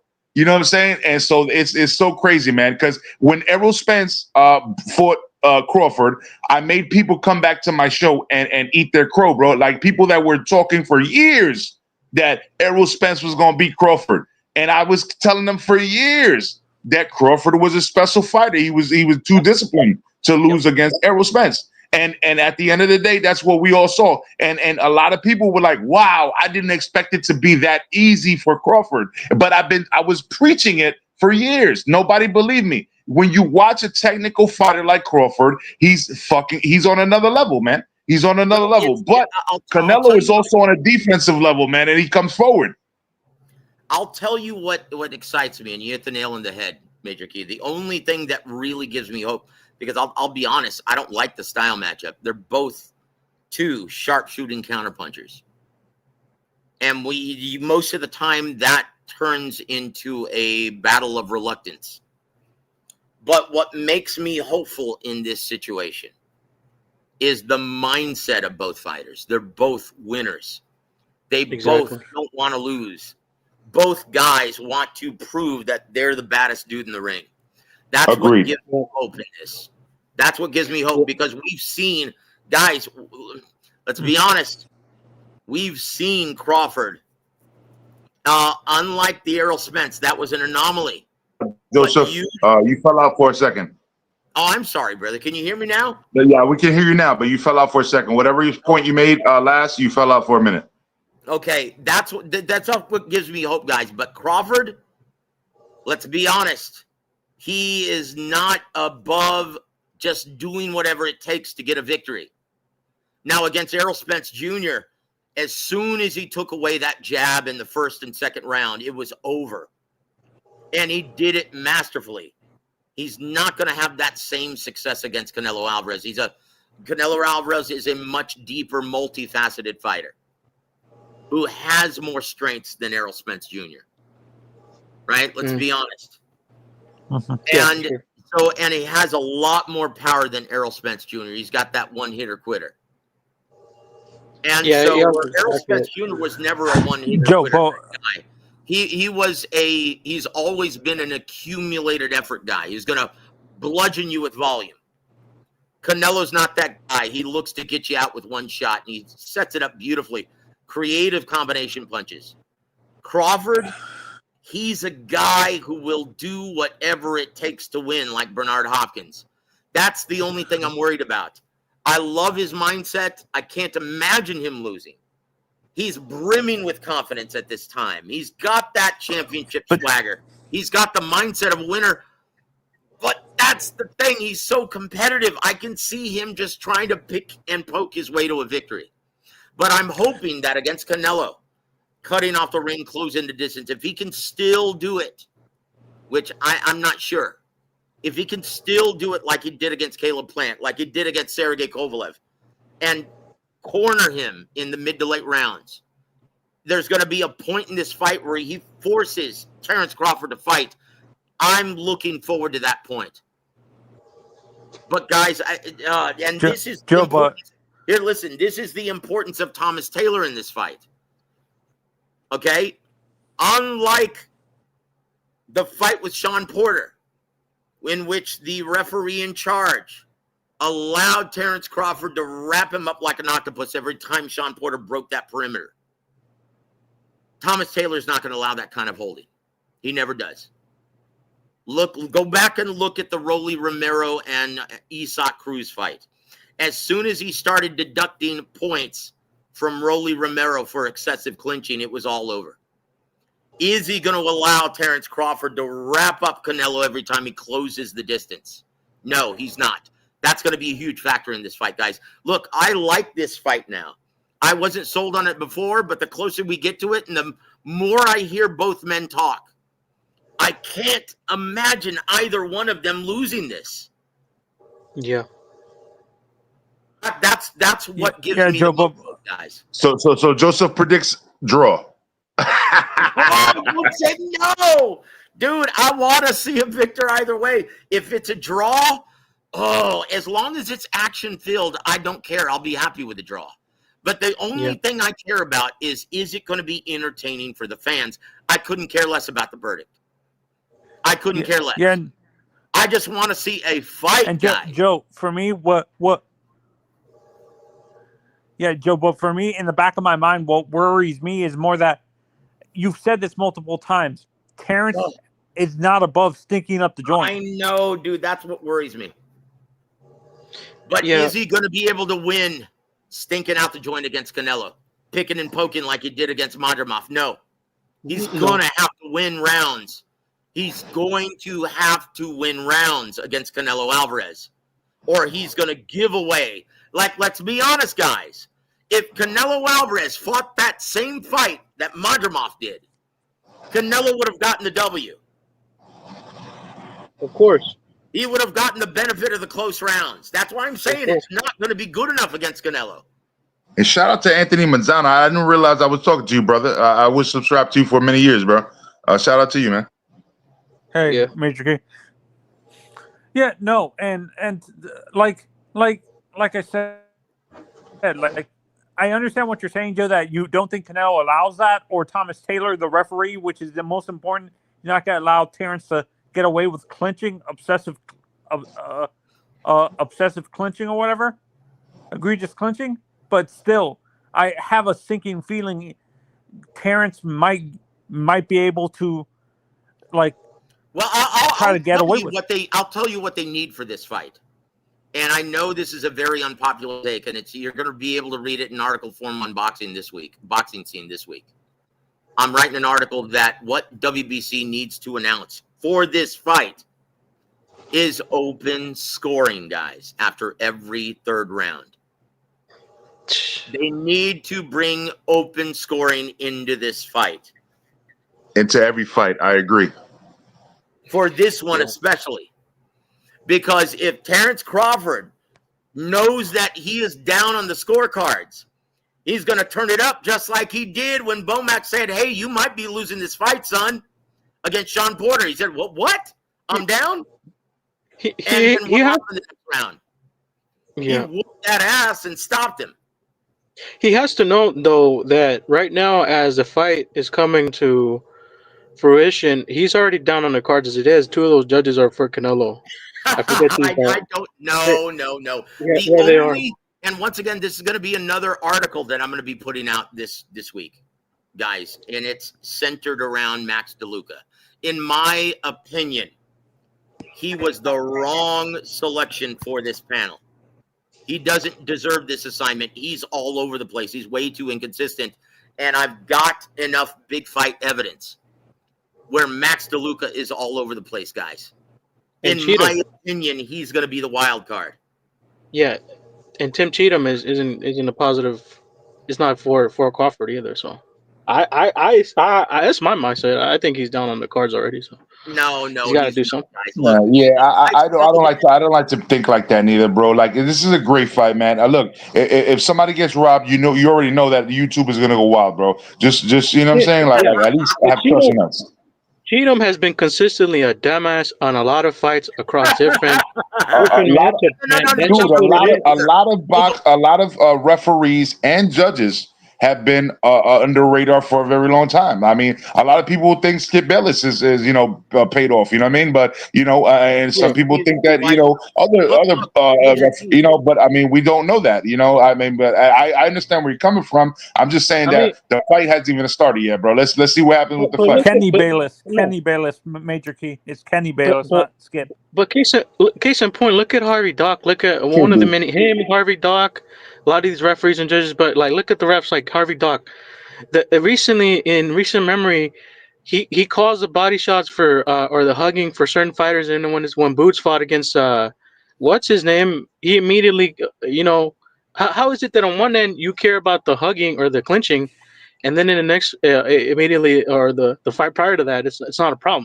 Well, There's too that's many why. inconsistencies. Well, look, that's why he's not getting this assignment, and he's Yeah, not going to get another thank big God, assignment for quite some time because of thank his God. inconsistency over the last 2 years. Okay, Yeah, so the right men are on this. Thomas Taylor, right now, he is the best referee. He is officious, not really officious. He lets the fighters fight, but he's officious enough where he won't let you clinch your way to a victory. yeah, he is neutral. He has a great pick. Yeah, I Okay, don't so disagree with once again, with and the Steve judges. Weisfeld and Tim Cheatham, Ugo, I think you're getting confused with David Sutherland. Nah, I remember Cheatham, man. It sticks out as a nah. I remember. I Do you forget. remember the fight? No. I tell you what, that's going to be your assignment for tonight, brother. Whenever you get a Yeah. chance, look up the fight because I think you're getting confused with David Sutherland. David Sutherland is the guy, and this is why he doesn't get the big assignments any longer because he screwed the pooch 2 big fights in a row. And that's why you don't see him anymore in the big assignments. Once again, guys, no one who works in any major commission, Texas, Nevada, California, New York, they don't want to screw anybody because they understand how hard these fighters work. But Joseph, come on, man. Listen, they know what it takes to get here.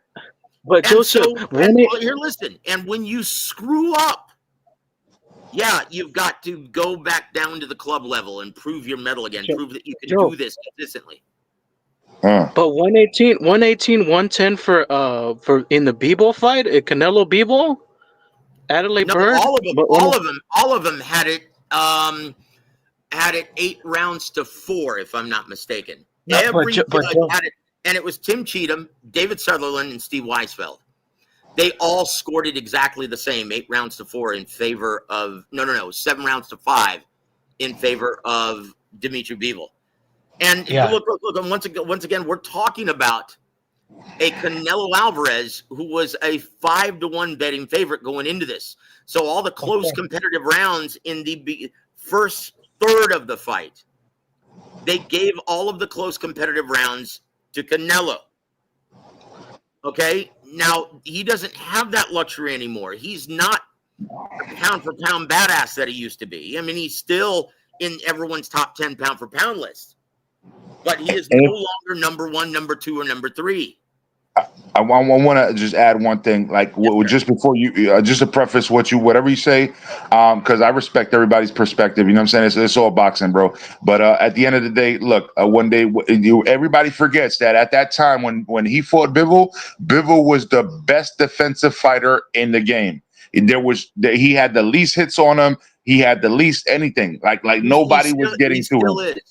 That's what I didn't know that. I didn't know that because I haven't been really following the numbers like that. But I'm just saying that I know boxing, right? And so when I go back into my brain and I remember that fight, I remember that he was there as the most defensive, like the best defensive fighter. And when you look at the close-ups in slow motion, he was literally just staying inches away from Canelo's shots. He was so good at the defense. He knew where the distance was. He was literally staying away from every single shot and moving away at the way that a boxer is supposed to do and countering him when he had to. But he was staying out of his reach.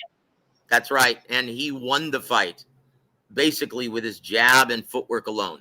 That's it. And the only one who rivals is low percentage of getting hit is Shakur Stevenson and Terrence Crawford. That's correct as well. Yeah. And so once again, guys, but no one really knew that about.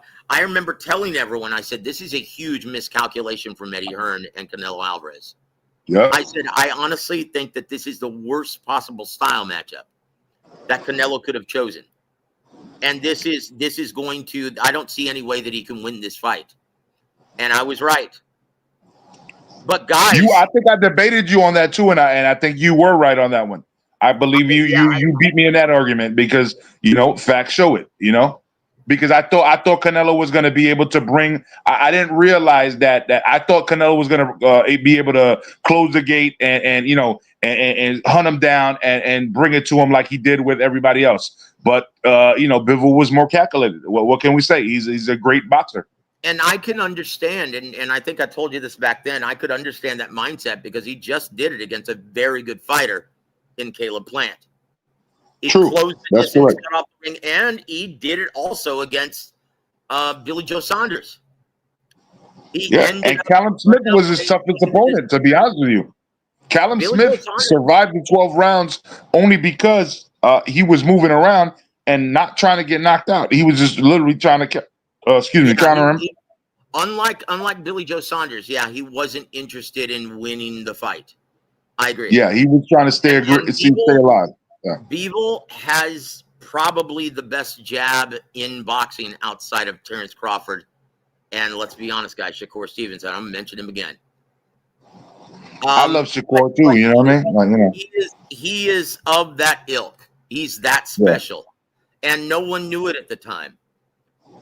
And here's the caveat. I'm going to ask you this question, Major Key.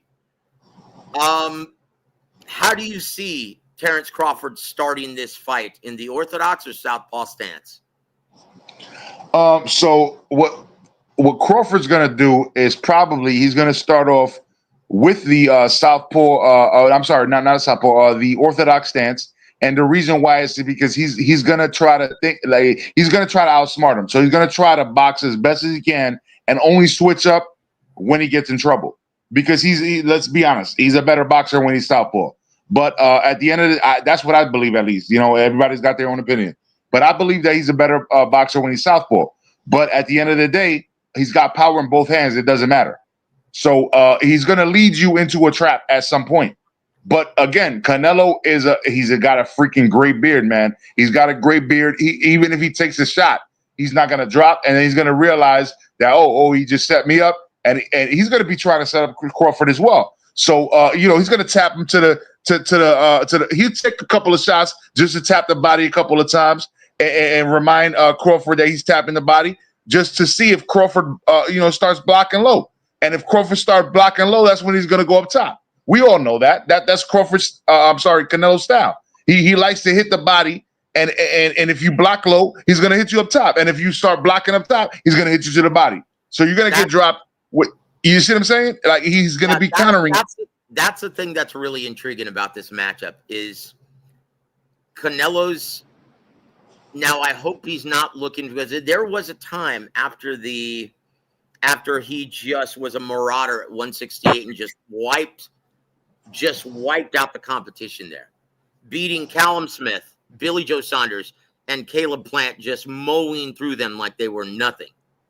Mm-hmm. And he seemed to fall in love with his power. I want to see if Canelo Alvarez goes back to being the guy who was that brilliant, creative combination puncher that we all found him to be at 54 and 60. I want to see that version of Canelo Alvarez. I don't want to see him try to throw out that one-hitter quitter anymore. He got away from being that beautiful, creative combination punching Canelo Alvarez. And it hasn't served him well. He needs to go back, and I hope that they've worked on that in the gym, going back to being that creative combination puncher, because that's what he's going to need to win this fight. Yeah, man, he's got to set it up. He was great at setting it up in the beginning, of his career. He's been great throughout his career, but at the end of the day, he's got to like, you know what I mean. But yo, I'm gonna fall off, man, because my battery's about to. I appreciate you having me up, bro. Hey, God bless you, Major Key. Have a You wonderful too, bro. late night. And to your son as well, bro. You too. Peace. Guys, that was Major Key Boxing. Always love chatting with him when he's on here. I'm going to drop the link, guys, and I'm going to be on for another 25 minutes. If you guys would like to join me, please do. T. Sanders has the beat, and so does Nick Golf. Welcome to the show, guys. He says, Canelo's a great fighter and a seasoned boxer, but he doesn't have that hunger any longer. Father Time is catching up. Couldn't put away William Skull. Crawford is levels above Skull. Crawford by split decision. Well, that's one way of looking at it. T. Sanders also says, Charlo and freaking Berlanga went 12 rounds with Canelo. Crawford will be fine. Whether he'll win or not, we'll have to wait and see. I wholeheartedly agree with both those takes. But it's not the hunger, Nick. It's he's slipping. He's slipping. He can't pull the trigger like he used to. He can't do it. I've seen it. I've seen it in the gym. I've seen it in his fights. He cannot pull the trigger like he used to. When you saw him corner William Skull in his last fight, he was getting countered, and he couldn't catch him. He didn't show that kind of slippage against Caleb Plant.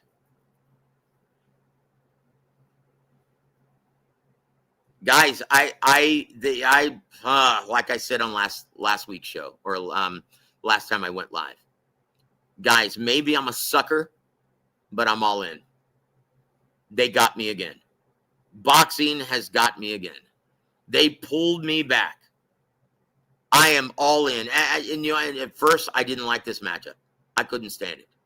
Two counter punchers squaring off against each other is going to be a snooze fest. Honestly, guys, it may prove to be that still, but I don't care. I'm looking forward to it now. They got me. They got me. They hooked me. Just hearing both guys talk, I can't imagine either one of those guys stinking out the joint, being happy with that.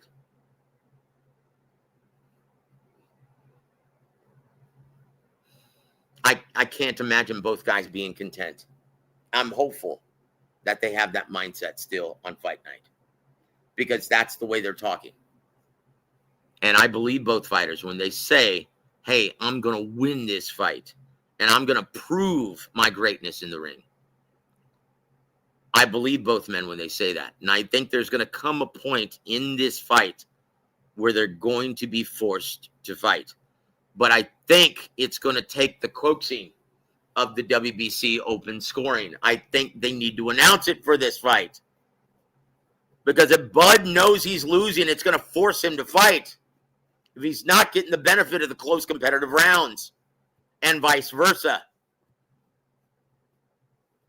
This is where you need open scoring, guys. And once again, you're going to be able to read all about it in Unboxing Scene this week. So, anything else that you guys would like to talk about before we sign off? Because I'll tell you what. Let's talk about this, guys. We're going to bring this up. This is a very, very interesting point. Because when this fight was first announced, the onus was, all the pressure was on Canelo. Everyone said, okay, well, look, Canelo's going to be the clear favorite. He had better not lose. Guys, that's not the sentiment anymore. Have you seen the odds lately? Canelo's still the slight betting favorite, but he's not even a 2-1 betting favorite. This is almost even money, guys. And trainer Joel Diaz, our dear friend Joel Diaz from Indio, California, he says this: Crawford became friends with Turki Al-Sheikh. Terrence Crawford is my favorite fighter of this era. And as friends, as business in boxing, Terrence wins. But he wins money. He's going to make 40, 50, and no less than 10 million. So right there, Terrence is winning regardless. And he said, look, this is and if he loses, no problem. I moved up to try and beat the fighter of the moment. But if Canelo loses, there's no way that this is going to be good for Canelo. If Canelo loses, he says the business of boxing will suffer. And he thinks, oh, geez. Okay, I didn't understand. I didn't understand Joel. He's saying the fix is in, and I don't agree with that. Okay, so disregard what he's saying. My question to you guys is, can Canelo afford to lose to Terrence Crawford and not take a ding in his level of attraction? Does he remain as popular as he is today? If he loses to Terrence Crawford, guys, can he afford to lose? What say you guys? What do you think? I'm going to drop the link in case you guys want to join me for the last 20 minutes of this show. Can Terrence Crawford, if he wins, does Canelo's level of attraction take a ding?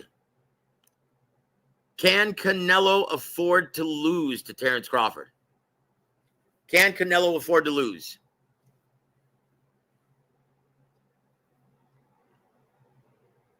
See, T. Sanders, I think that's exactly why open scoring needs to be implemented in this fight. Because I can see both men turning it up if they know that they're losing. This, because both guys are winners, they can't lose in their mind. And if they know they're losing, they're going to crank it up to fifth gear. Too rich, Mr. I respect the belts. Thank you for joining us. He says no. Canelo cannot afford to lose. Eric Gomez says Canelo cannot afford to lose. Victor Cortez, if it's a robbery, no. Ooh, guys, let's not even think about that. I know this is boxing and there's no getting around that issue, but what can we do about it? Guys, what can we do about it? Guys, let's hope for the best. But in my mind, in my opinion, I think Terrence Crawford brings enough respect to the table. Or just like when he lost to Floyd, I don't think, depending on how he loses, if it's a really competitive fight and he loses a very competitive decision, like 7 rounds to 5, or a split decision, I think he'll be just fine. There's no shame in losing to another elite level fighter. Just like his stock didn't plummet after he lost to Dimitri Bivol. Because there's no shame in losing to a guy like Dimitri Bivol. But this is Terrence Crawford moving up 2 weight divisions. Does Canelo's level of attraction take a ding if he loses to Terrence Crawford?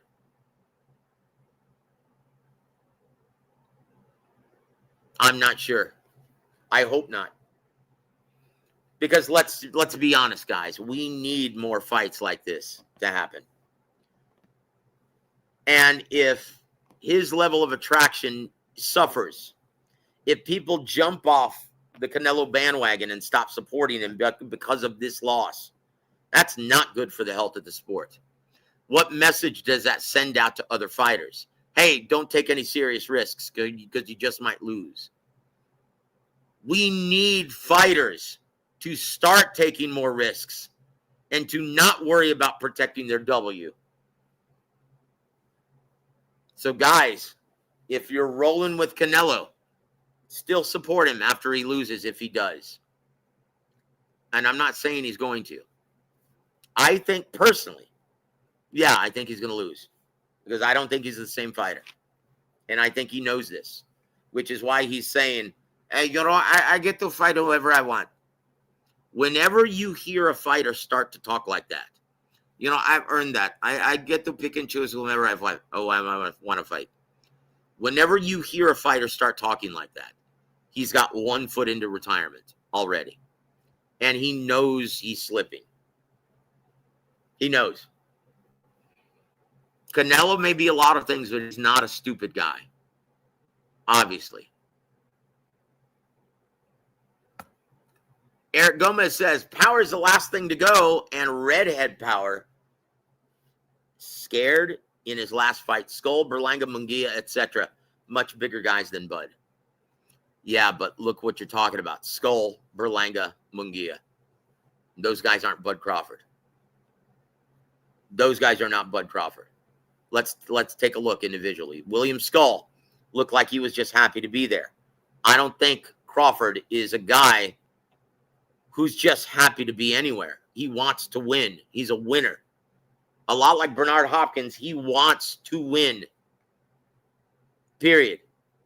And then Edgar Berlanga, come on, guys. Not even in the same stratosphere. Jaime Munguia likes to block punches with his face. Not even in the same stratosphere. Guys, Bud Crawford is a different animal. He's a winner. And he's a pound-for-pound great. He's one of the best fighters of this era. And an all-time great.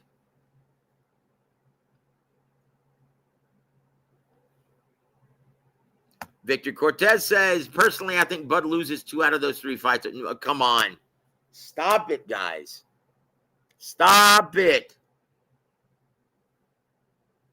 Guys, Berlanga, Munguia, come on, guys. Skull, Ching Yao, man. Guys, come on. They're not at the same level as Bud Crawford. Not even close. And the odds reflect it. Look at the odds for all of those fights. And look at the odds for this one.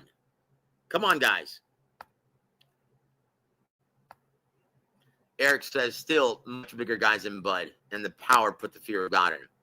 Look, say what you want, but that is what only put the fear of God in him. Being on that stage for the very first time put the fear of God in him. That was the Canelo show. They were happy to be there. Terrence Crawford is not just happy to be there. He's trying to win. Uh-oh. Someone wants to shift the conversation. All right, we'll play that. Okay, who wins, Jake or Tank? No one. It's an exhibition. The fans aren't going to win. Boxing isn't going to win. This is a circus event, guys, and it's going to be an exhibition. I want to see what size gloves they get to wear. Is it going to be a special 12-ounce glove or 14-ounce glove made special for this event? Like that Tyson Jones farce several years ago during COVID? This is an exhibition, guys. This is not a real fight. I don't know why you'd want to talk about that. Weight matters. Yes, it does. We're going to see how much so on September 13th. Is it going to be a big factor? Maybe, maybe not. We'll see. We'll find out. That's why they fight the fights, guys. Nick Golf says, y'all were saying the same stuff when Crawford dog walked there. No one was here on this channel. No one did. Everyone saw Crawford being the more skilled fighter.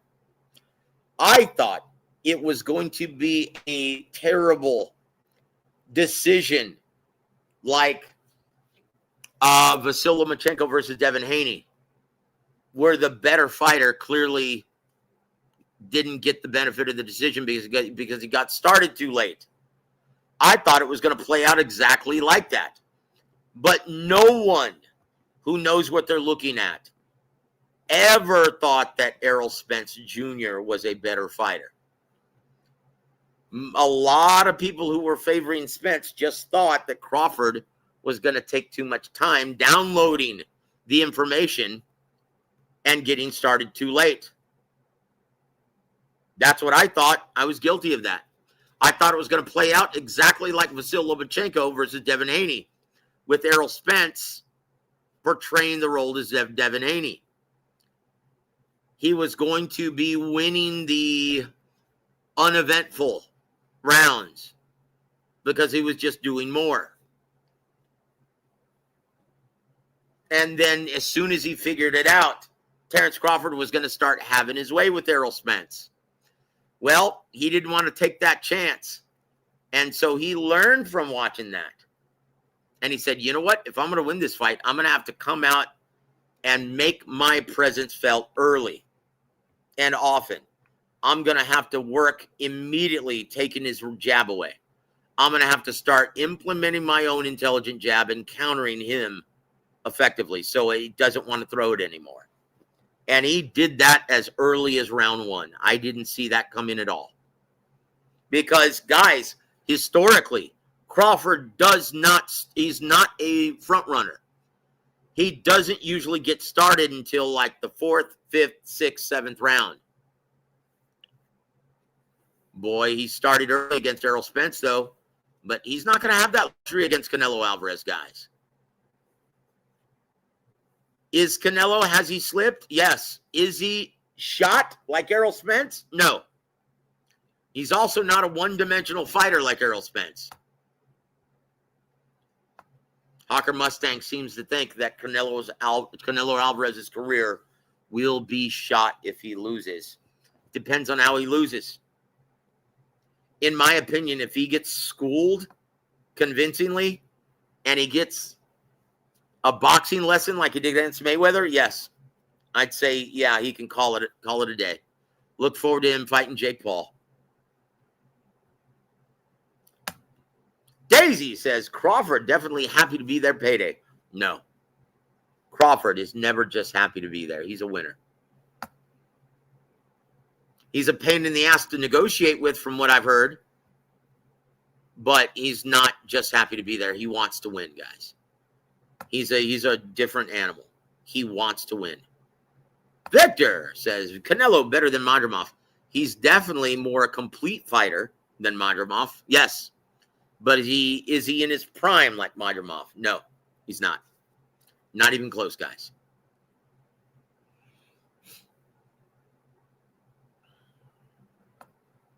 That's right, Daisy.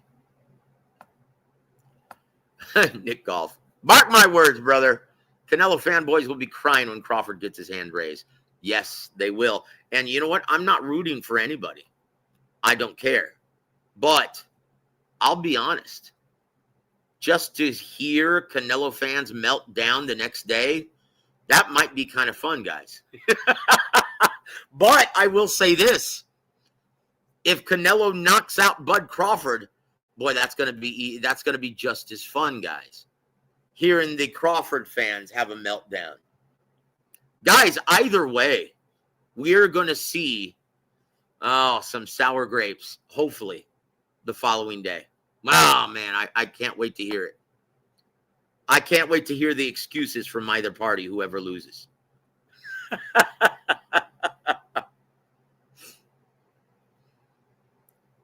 Daisy says, this probably wasn't so hard. Well, yeah, because there's actual interest in this. Turkey Al-Sheikh, Netflix, they were very interested in this fight. They could write their own check. So, yeah, that's why this fight got made pretty quickly. As long as Jake Paul knocks out little Stank Davis, I'll be happy. That's not going to happen, guys. It's an exhibition. That's what makes this so terrible. This is an exhibition, guys. This is not worth 2 shits. I wouldn't pay 2 dimes to see that fight. Blood sexuals will be hurt was to buy to. Okay. I don't know what that means. But guys, we're running out of time. It's almost 1 o'clock my time, guys. So we're going to sign off. But thank you guys for spending this time with me. And I appreciate you spending this Labor Day weekend with me, guys. We're going to be on tomorrow night with G Funky Boxing as well as Rick Glazier. So, guys, join us here tomorrow night at 10 p.m. Eastern, 9 p.m. Central, 7 p.m. Pacific. God bless all of you guys. And once again, I want to tell you thank you for keeping my family in your prayers recently. It really meant a lot to me, and I love all of you guys. God bless all of you. And remember, you are the real bosses of boxing. And remember to speak positively about your favorite pastime in these big events. Okay? Stay positive, guys. Stay positive and keep loving your favorite pastime. I love all of you guys. We'll see you tomorrow.